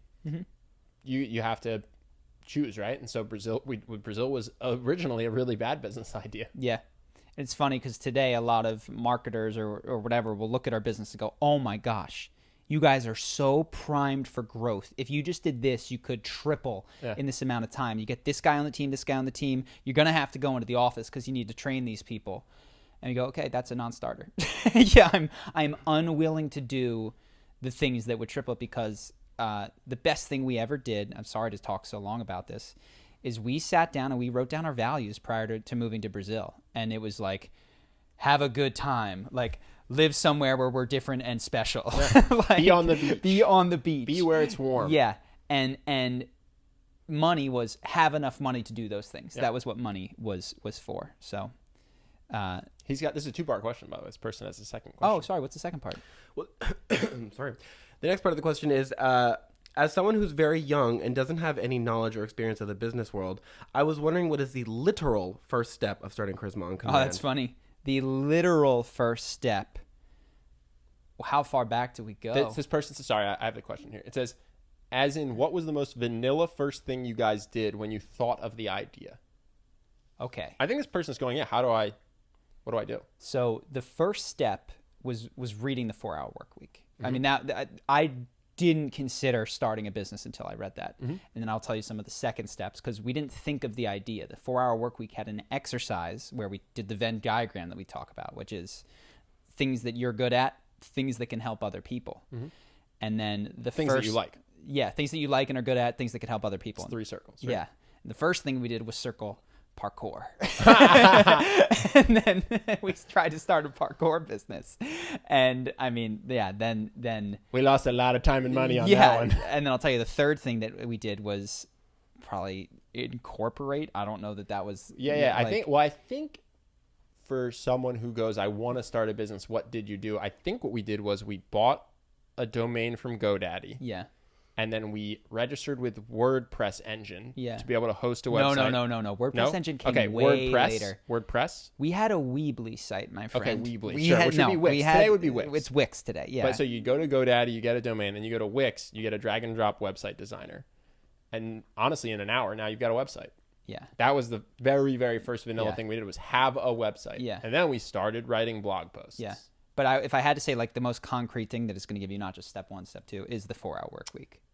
Yeah, just to be clear, our business didn't make any money for the first year. So I don't know that copying our first steps is necessarily what you want. Take our, like, 100th steps. Yeah.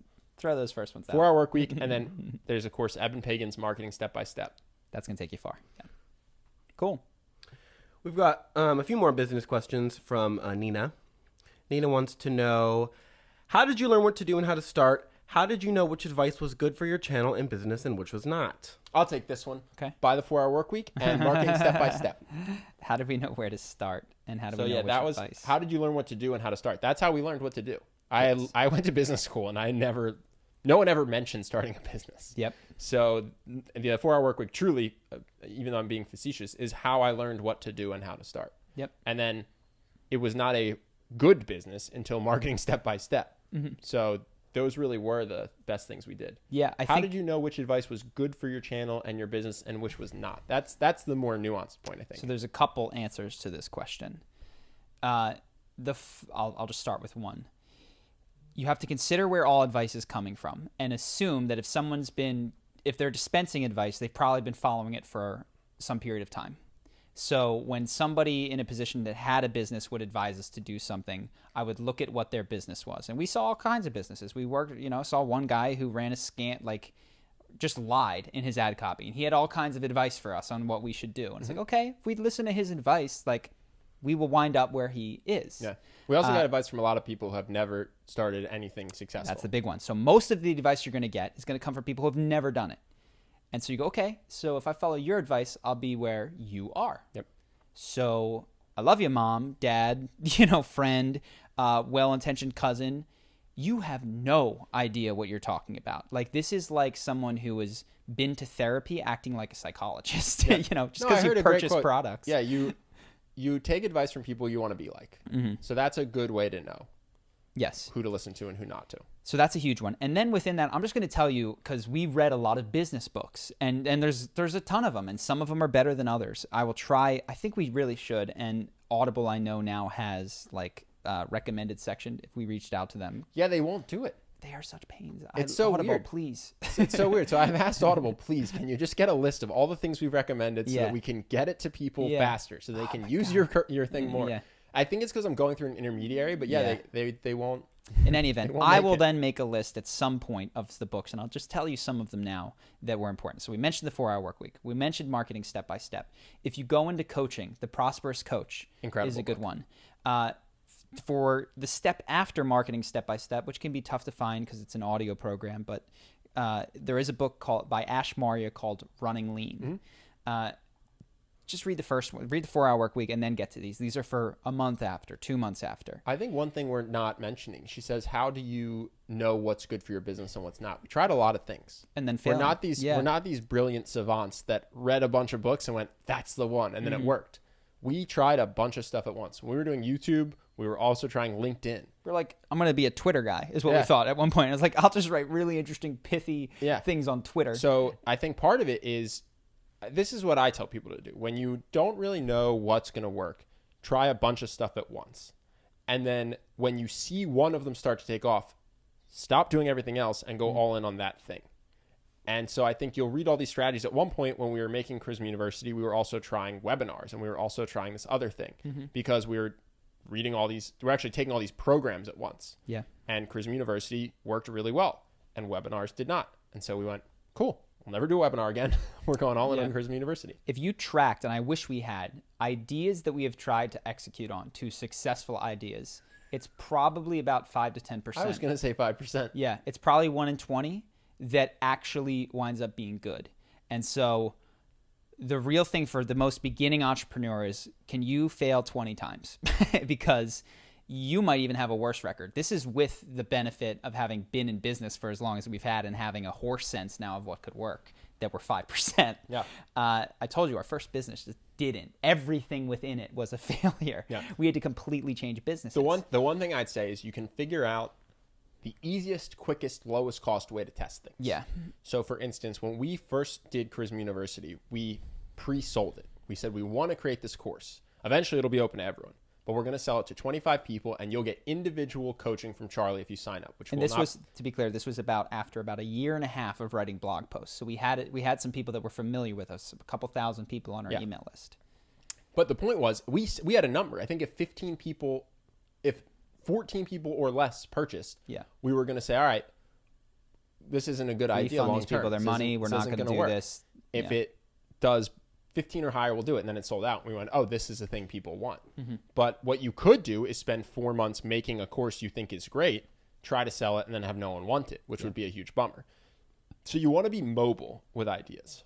Which means, and here's a great way to test. So say you want to do content, which is the world that I know. And if you're in product, there's other things. But you start by writing an article on something. And the hardest thing to do is going to be to share it. And actually, you don't need to even worry about sharing it on your Facebook because your friends and family aren't going to give you good stuff. You go to a forum that is interested in that topic, and you put it up, and you see what the response is, right?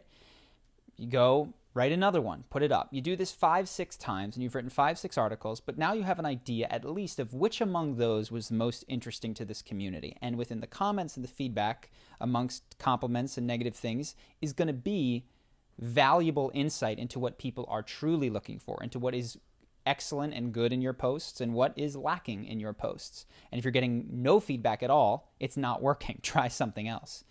So that was what we had for a long time, was posting in forums and stuff like that, was direct feedback on the type of topics, how people wanted to be approached, whether they wanted examples of particular scenarios or just to be taught general principles.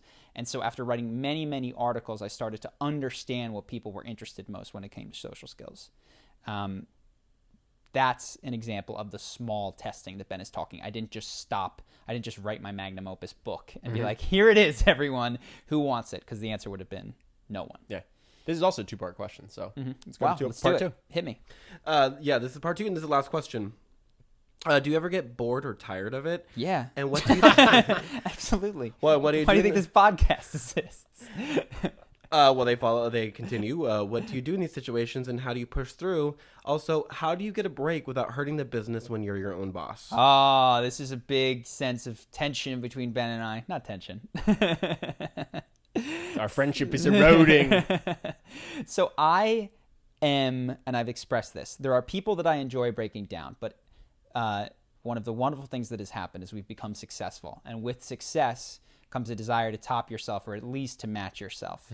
And so people want us to do who they want us to do. And I don't always find that person interesting. And I find that when I cave and do someone that I'm not totally interested in, I am bored. I don't enjoy it. And up until now, I've kind of done it, and I'm handing in my resignation. I'm opting out. I no longer am interested in doing purely crowd pleasers if they don't match what I would like to do. I can do a crowd pleaser, like Peaky Blinders, great example. I enjoyed that.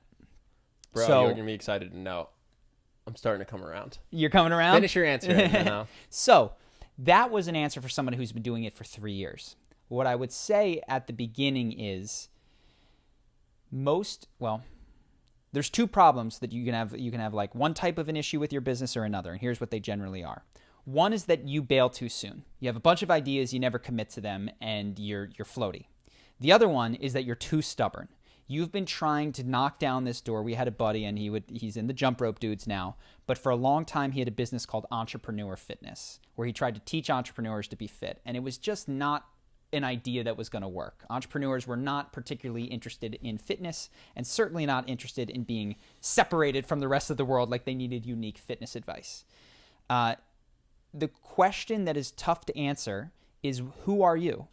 Are you the person that floats around and has all these ideas, never can commit to them? Or are you the stubborn person that has one idea and tries to smash it down people's throats? Most people who are just starting are over here. They haven't committed. So you are going to have to suck it up. You are going to have to stick with something for a fixed period of time. And what I recommend doing is exactly what I did with the YouTube channel. I think I said 6 months, once a week, I'm going to post a video. And that's going to be 4 times 6, which is 24 videos I'm going to do. So take 24 things of whatever you're going to put out, blog posts, whatever. I am not allowed to quit until I do this. And then at the end of those 6 months, I'll evaluate if I want to continue. That's one way to take yourself from, I'm tired, I don't want to do it. You just sign up. You tell a friend you're going to pay him $1,000 if you break your promise. And so every Sunday night, I hated it, but I had to make a video. And then I started doing well. And they started doing well. Dude, I sat down for, the Super Bowl was on when I was making one of the Donald Trump videos. And I heard you guys in the other room, like, listening to the Super Bowl while I was editing, because I did all the editing at that point in time, one of these Donald Trump videos. Oh, my God. Yeah. But yeah, that was on a Sunday night. That's awesome. So I think I answered the question, which is, unfortunately, yes, there are things I don't want to do. Now I've achieved a place where I can step away and go, the wiser thing for me to do now is to stop doing what I don't want to do and start moving back in the direction of passion. But as a beginner, you are going to have to buckle up and do some things that you don't want to do for a fixed period of time to give it a chance to grow. And so that was long. What else do you got? No, I agree with you. I was just saying I'm coming around to your team. Yeah. My inbox was overloaded the other day, and I was working a lot. I just went, yeah, why? What am I doing? This is fun. I enjoy this. Let's just do fun stuff, man. I agree. I'm coming around. Yeah. I'm coming around.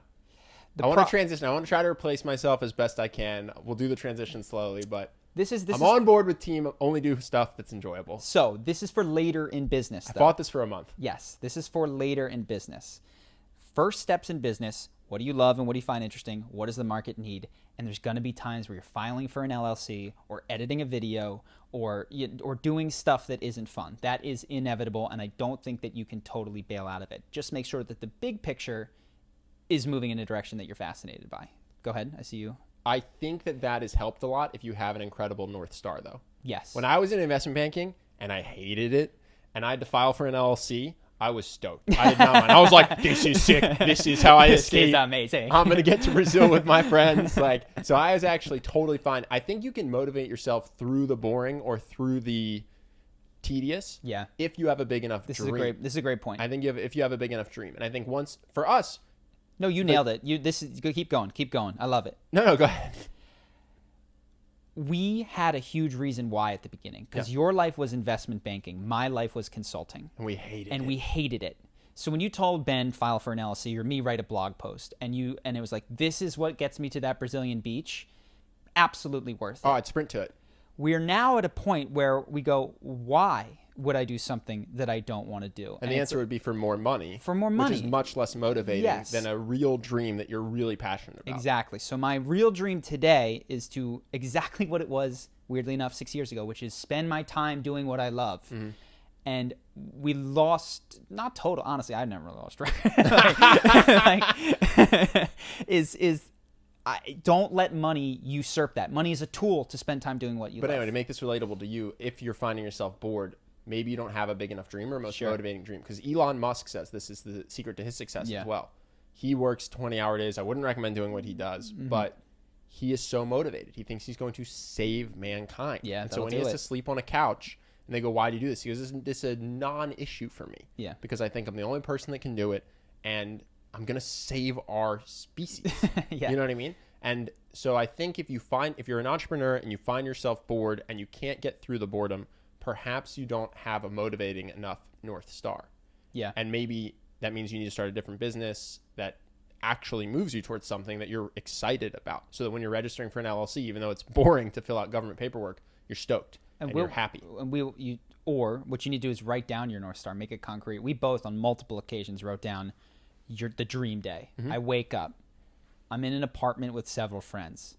It's sunny outside. I can see the beach out of my window. There was no alarm. That was huge. No alarm was so big. And we wrote down the day and what we would do and what we would and we. You can do that day. Highly motivating. You can do that day, by the way, for about $2,500 a month. Yeah. That's the other thing we wrote. Your day, my day. Who knows what other people's days looks like? But yeah.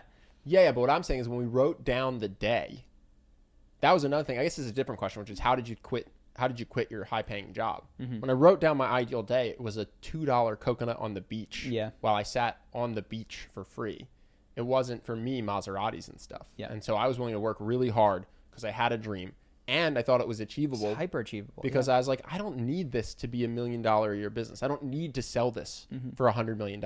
I just need $3,000 a month. Yeah. So I can afford coconuts and rotisserie chicken and a little bit of rent in Brazil. Yeah. So yeah, that was really helpful too, is I had a very concrete dream and I had faith that I could do it because I didn't have to have $1 billion exit. Totes. Yeah, I could reminisce about the business all day. I have 2 other questions. Angel, I picked 4 questions. You picked 2 of them, so well done.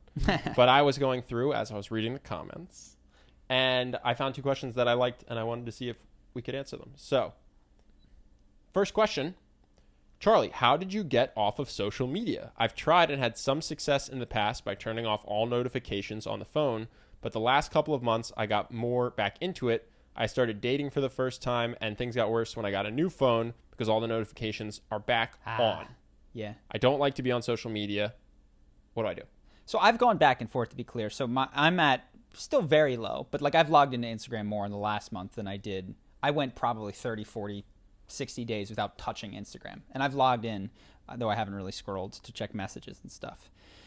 So I don't want to I go back, slide back and forth. Sure, but I will highlight, didn't you delete Instagram from your phone? I have to log into it on Safari. So this so person is trying to get off of social media with notifications. By turning notifications off. No, I deleted it. You deleted the app. So I have to go to the Safari thing in their jank service. That's one thing to do. It's a huge hassle, or not huge hassle. It's a bigger hassle for you. I'm going to look at my phone. I have tons of apps, but none of them do I want to use. So that's one thing, is if you're trying to get off social media, you get rid of the ability to get on. I don't have the Facebook app. I don't have the Instagram app. I don't have the Snapchat app. I actually do have Snapchat, but I've never used Snapchat, so it's not hard for me. I didn't realize I have it. I don't have any of the apps. So of course there are no notifications. Well, that's my number one piece of advice if you want to get off social media. The friction of going to the App Store when I want to download this is a lot and will keep me off. So that's one thing. The second is, this is a longer, harder one, but I've been working on cultivating deeper awareness, sort of like taking a walk, paying attention, meditative stuff. And every time I'm on social media, I feel worse. And I'm aware of it now. And then I'm aware of that compulsion to get on social media. And I go, how does it feel with this burning desire to check? What is that? What is this? Is this a comfortable feeling? It's like, no, this is an itch. Mm-hmm. And scratching it I like, but I don't like the itch. Like, I want this itch to go away, but I have to find a more sustainable way than simply by scratching it. Mm-hmm. So that heightened sense of awareness of how do I feel? And every now and then it becomes, when I do log in, it becomes so stark, because the difference of really not using Instagram for weeks and then seeing it is like, all of a sudden I'm jealous. All of a sudden I miss this person that I haven't thought of. All of a sudden I have these awful feelings. So heightened awareness, but even more important, delete the apps. Yeah. There's a thing called Facebook Newsfeed Eradicator to kill the Facebook for desktop page. There's a thing called distraction-free YouTube for YouTube. There's what do I use? Stay focused. I get 1 minute of Reddit time a day. 1 minute. 1 minute. That's nothing. It goes away. I'm frantic. That's how, I told you I stopped looking at the comments. I blocked the comment page. Yeah. Well, this is what I wanted to say. This was the high level. I don't want to beat this horse to death, but this is the high level point I wanted to make. This person is trying to get off social media by turning off notifications. When you don't want to look at the comments, you download something that eradicates the comments so that they are unavailable unless you go disable this add-in. When you don't want to be on Instagram, you delete Instagram. So I think that's what makes it successful, is you just make it a huge hassle to get to these things. You don't bank on willpower. No. The question is, how much friction are you willing to add? Mm-hmm. Because some people are like, oh, I'll delete notifications. Well, okay, you deleted some of the, but like getting rid of it is a lot. And then adding a block on your Safari is even, and getting rid of your phone. Well, now there ain't nothing going to happen. No, so that's the point. It's not willpower. The answer is not willpower. Yeah, it's definitely not willpower. All right, last question. How do you process the information found in books? Do you write notes, highlight important ideas? Do you just read them and absorb them? Often I have trouble reaching the flow state when reading. So any tips on improving my reading experience? Thank you. That's a super great question. I don't know that I'm an expert on this. I know that I'm not an expert on this, actually. I can tell you what I do. I use Kindle highlights. I really like reading on Kindle. I almost never read. Whenever I buy a physical book, I actually never make it through. So I read Kindle. And what I often do is then I have a time where I'll tell Ben about it, or I talk to people about it. And that actually helps me synthesize, because if I can't explain it, they go, I don't get it. What are you talking about? And I try explaining the double slit experiment. I'm like, I don't think I understand it. And then I go back and read it until I know I can. There's been studies on that. Yeah. The best way to learn something is to try to teach it. Yeah. I think we have to stop saying things like there's been studies. Fine. It helps me. Let's just talk on anecdotes. It definitely helps me. Having someone like Ben who was genuinely interested to hear and riff and talk means that I have to have some level of command over it. And if I don't, the conversation fizzles. The other thing I do is since I'm reading on the computer, I have an Evernote. And sometimes I will go from reading to writing instantaneously if I get a good idea, and I'll just write. And that's okay because I don't reading for me the way can be done to relax, read a fantasy book, get into a flow state, kick back. But I really enjoy engaging with what I am reading. And when it happens that my reading is interrupted because I can't stop typing, that's ideal. So I have several different notes that I'll just make on a particular book where I'll copy particular phrases that I like sometimes. Sometimes I'll write one paragraph, and sometimes I will write an entire blog post that comes up. And then I have another section when there's a good idea where I just go for podcast notes, which is what you see me referencing on my phone, where I just write an idea, boy on slot, like whatever it is that I was reading about. So that's how I do it. I actually don't try to get in flow. I try to talk to the thing that I'm reading. What about you? My nonfiction reading is very stilted because what I will do is if I'm reading something that I think is profound or interesting or novel, I will stop reading and think, how can I apply this to my own life? Yeah. So that's how I remember stuff, is instead of keeping it theoretical or reading an entire book and then going, oh, how do I apply that? Anytime I hit a point, How to Win Friends and Influence People, when he talks about how no one wins in an argument. I used to be really argumentative. And I hit that point and I went, oh my God. And I put it down and I sit and I think and I picture my last argument and how it could have gone. And I kind of try to live the most recent experience I had that could have gone differently if I'd implemented that advice. Do you type or do you just think? Nope. No, I just put it down and I just kind of live in a world in my head. Or with the business, sometimes I'll write it down for the business. But if I'm reading something that's a business book, I will not just read it. I'll read it, and as soon as I hit something that I think we don't do or could learn from, then actually for business, I do have I put a note in my phone. Like when I was reading StoryBrand, I would read until I found something I thought was applicable to us, and then I would stop. I would think how we can apply it, and I would write down how we can apply it. So I would always try to do that because I think it's easier to remember what you can do in your own life than it is to just remember a point that doesn't tie to anything. That's concrete. I'm glad you said that because I think that sometimes what people do with these books is they try to remember stats and they try to remember to understand a theory or phenomenon. I am so selfish when I read these books. I want to know, what can I take? What can I do? How can I teach someone better? And it's in that process of relating it to myself that's what I retain. Same.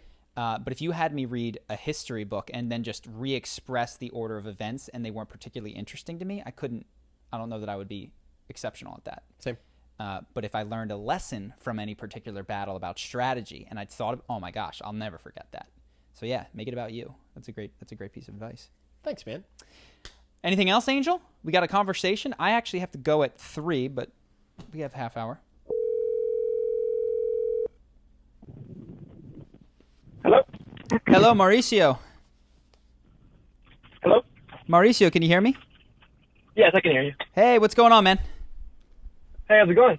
Very well. We're hanging out here. I'm here with Ben. Ben, say what's up. Hello, sir. Oh, I'm already on the call. Sorry about that. Don't worry. I was confused for a second. This isn't live. We can chop it all. Don't sweat it. We'll make you look great. Cool. Yeah, we were told that you had a question that you wanted to ask. Yeah, super psyched to be able to talk to you guys. I could really use some guidance, Awesome. to say the least. But it's kind of long, but I'll get right to the important parts. So it's a pretty big crossroads in my life. Okay. It's some big personal, moral, philosophical questions to it. And it has huge consequences in my personal life. This is a great storytelling, by the way. I'm hooked. I learned it from the best. All right, so what's the issue? So here's the issue. About a year ago, I came across your video on Jordan Peterson, and I really loved the segment on how being honest can improve your life in pretty much every aspect. Mm-hmm. And that timing of that video in my life could not have been more perfect, honestly. It really left a deep impression in me. And I decided I want to do it. I want to start living honestly in everything. However, it obviously was not that simple. Like you said, there was a penalty to pay. And, well, that led me to a big crossroads that I haven't completely gotten out of. And here's the situation. So I was raised in a church since I was born. And the issue with this particular religion is that they have some very extreme views and some very strict rules about what is allowed. You know, it takes over pretty much every aspect of your life, from what friends you can have, who you can date, whether it's good to go to college or not, what ways you choose to have fun, like a bunch of stuff, including some very important things in my life, including getting blood transfusions, tattoos, stuff like that. Wow. So I don't mind people having, you know, their views on whatever choices they want to make with their life. The only problem here with this particular religion is that the way the rules are enforced, the way everyone is kept in line, is socially. They enforce it socially through shunning.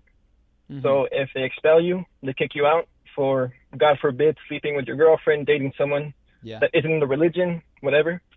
Everyone on the inside, no matter who it is, can no longer associate with you. Wow. And that includes family. Yeah. So you practically have to erase them from your life, you know. Yeah. Delete them off social media, can't be seen hanging out with them. And if you do, you get kicked out as well. Same rules apply. So it's really intense because, I mean, my entire life I was raised in this religion, and I was fine. You know, I was okay with it. To the point, I mean, I have an older brother that I didn't speak to for 17 years because of this, because, he got kicked out. Have you spoken to him? So, yes, I actually just got back today from a trip with him, but... Cool. Congratulations. But before I decided to get out of the religion, I didn't speak to him for 17 years. It was really long. Wow. Okay. Yeah. So basically, the issue as well is that they don't kick you out just if you break the rules. Like, not believing is not an option. If you don't believe it, same thing. You're labeled an apostate and nobody can talk to you. Yeah. So obviously, I mean, I had issues with this for the longest time, and I came across some information on this religion that, I mean, it keeps a bunch of stuff hidden from its members. Of course. So, yeah, I decided, you know, I want to, and it was the exact same timing of your video where it was like, you know, to have a good life, it's one important way is to be honest about things. And I wanted to do it. You know, I said, there's been no better time than now. However, the question for me, after I invested so much, you know, I gave up scholarships for this religion. I limited myself in my relationships, everything. So I had the choice of either staying in, continue to lie, and just pretend and be able to keep my family and my friends, or be honest, you know, come clean. I don't believe it anymore. I don't agree with this. Yeah.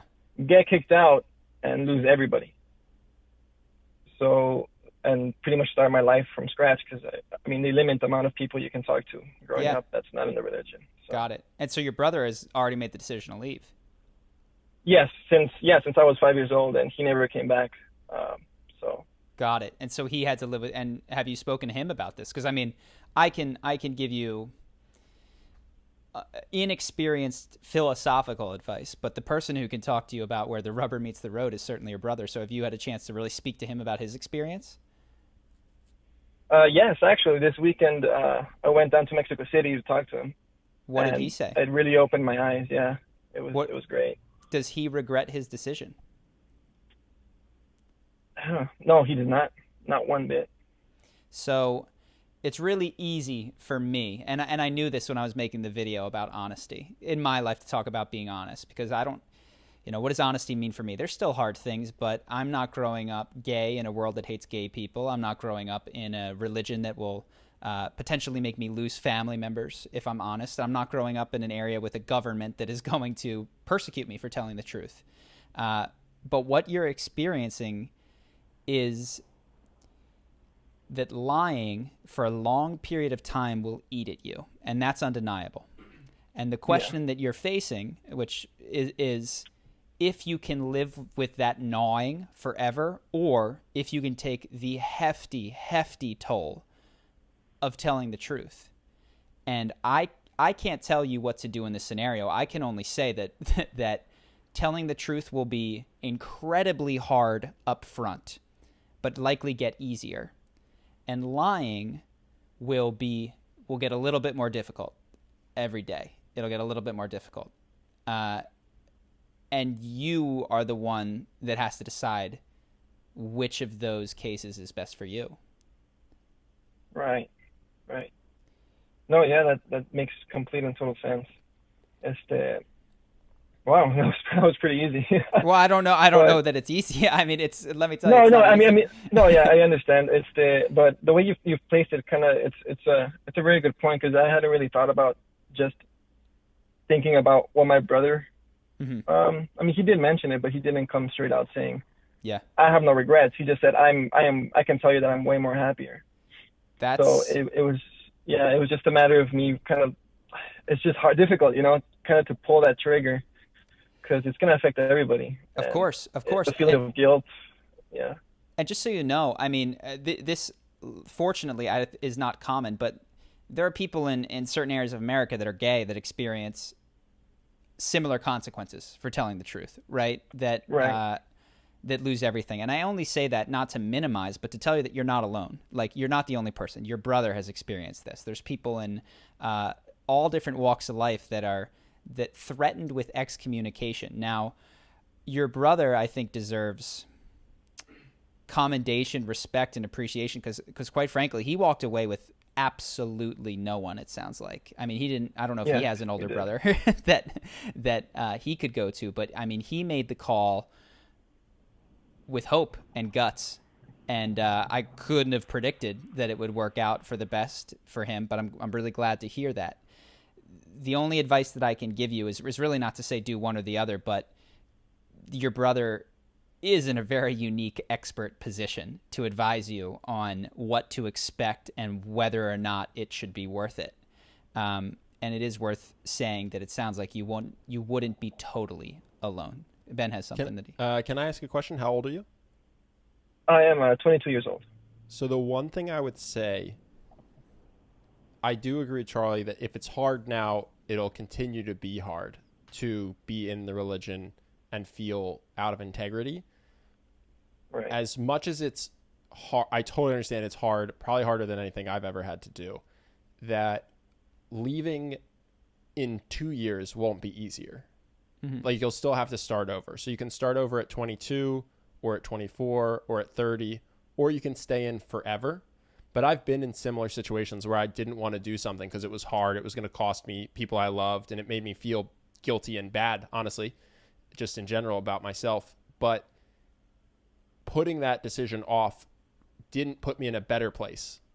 It just kind of procrastinated it, and then I was still in the same tough spot later. So that's the one thing to consider, is if you are going to leave, the sooner you leave, the sooner you can start to create a new life and new connections and form a new network. So that's one thing I would consider. And the other thing I just want to say is congrats to you, because it takes tremendous self-awareness and courage to consider doing something like this. And so it's hard, but also, I mean, I hope you're proud of yourself for making it to this point, because I think a lot of people wouldn't have the courage to do it. So I think it bodes well for your life in general if you're able to follow your integrity and follow your heart and do something that's hard because you think it's best for you.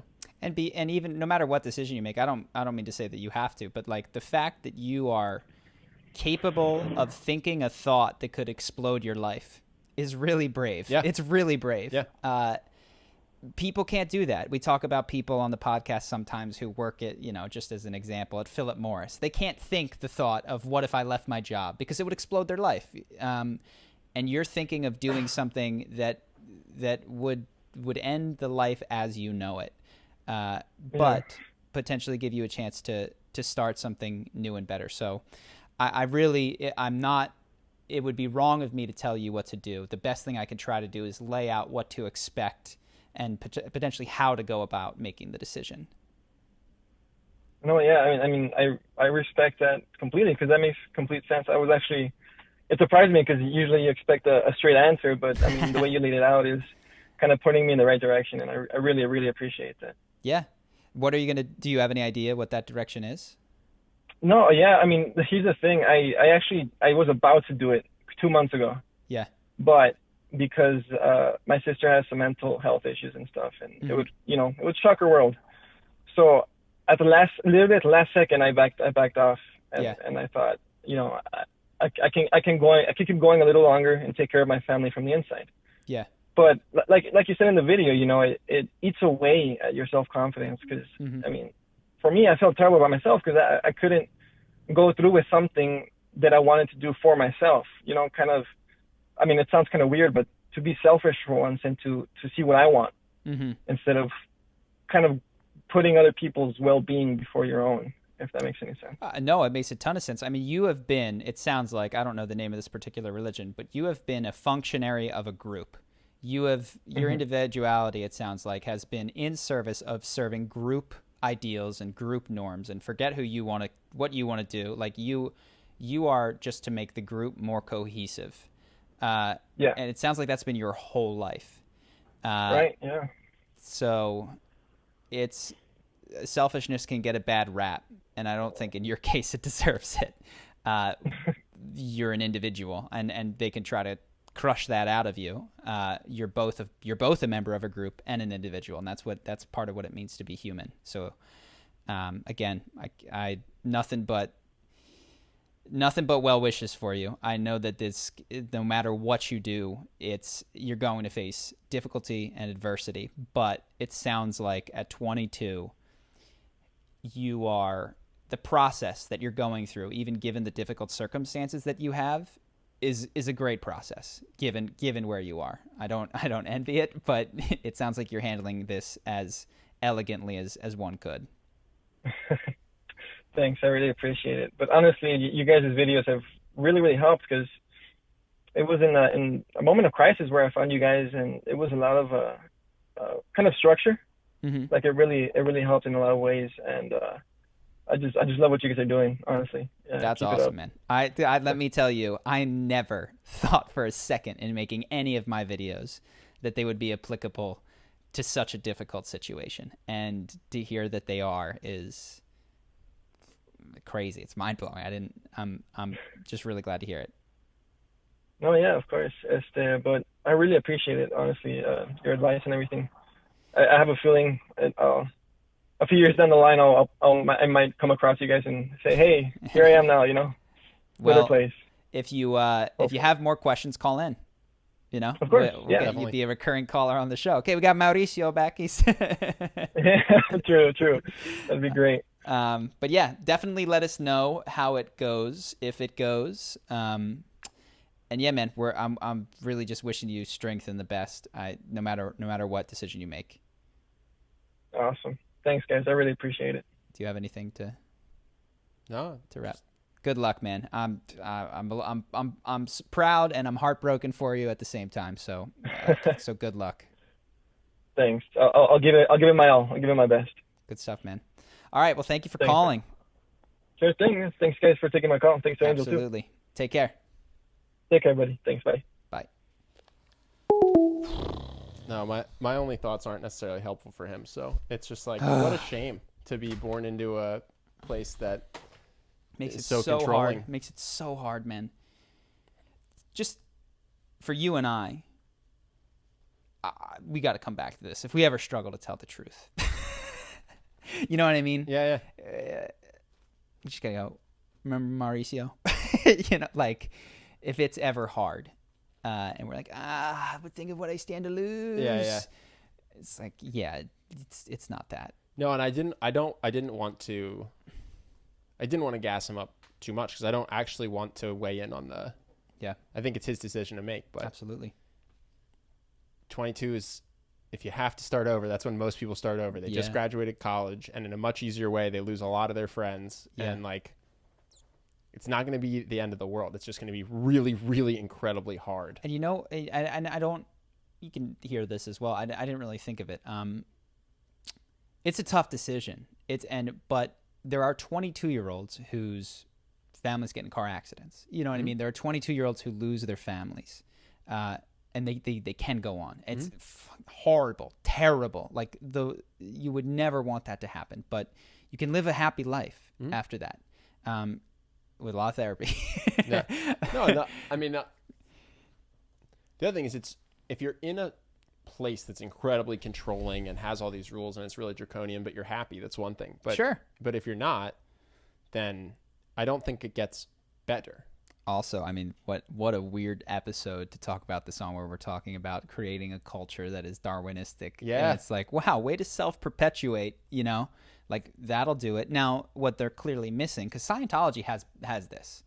Scientology has the expansive nature as well as the you can't leave nature. Mm-hmm. And it sounds like these guys may not have, or unless they're bigger than I recognize. Or it's Scientology. Yeah. Or the same expansive nature of that. But, the one thing, if you are watching Mauricio, just to get more people, your brother, no one's going to be better than your brother for advising you what to expect.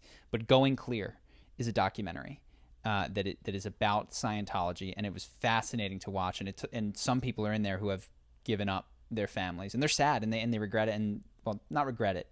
They talk about the difficulties of it. So just seeing what some people have had to experience. He also might inspire other people. There's probably more quiet dissidents there. His brother did it, and now he has his brother. Could be the second of a couple. Yeah. And then it's maybe, and again, I hesitated to say this on the call because I think prepare for the worst. Yeah, prepare for the worst. Prepare for everyone. But your brother left, never thinking he'd see anyone, and now you're here. You're here, yeah. And now it's you and your brother, and you leave. And I do wonder, certainly other people are having the same question. Yeah, certainly other people in the group are unhappy and thinking about leaving. And potentially, if you are the first person to do something really hard and really brave, you can inspire other people to do something really hard and really brave. Yeah, but prepared not to. That's why I didn't want to say that, because I don't want the decision to be made because of that. Yeah. Me incepting it has that to idea. be worth it, even if no one else comes. Yeah. But they could. Yeah. Oh, wow. Good luck, man. All right.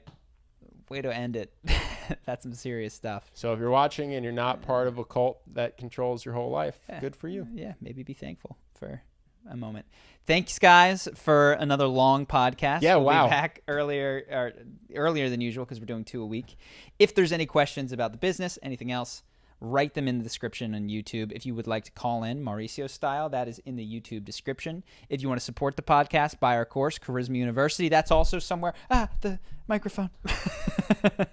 If you want to buy Charisma University, we'll talk more about it and what it does later. I'll shoot a whole thing, but check it out. It's pretty good. And I think that's it for today. All right. Thanks for watching. Peace.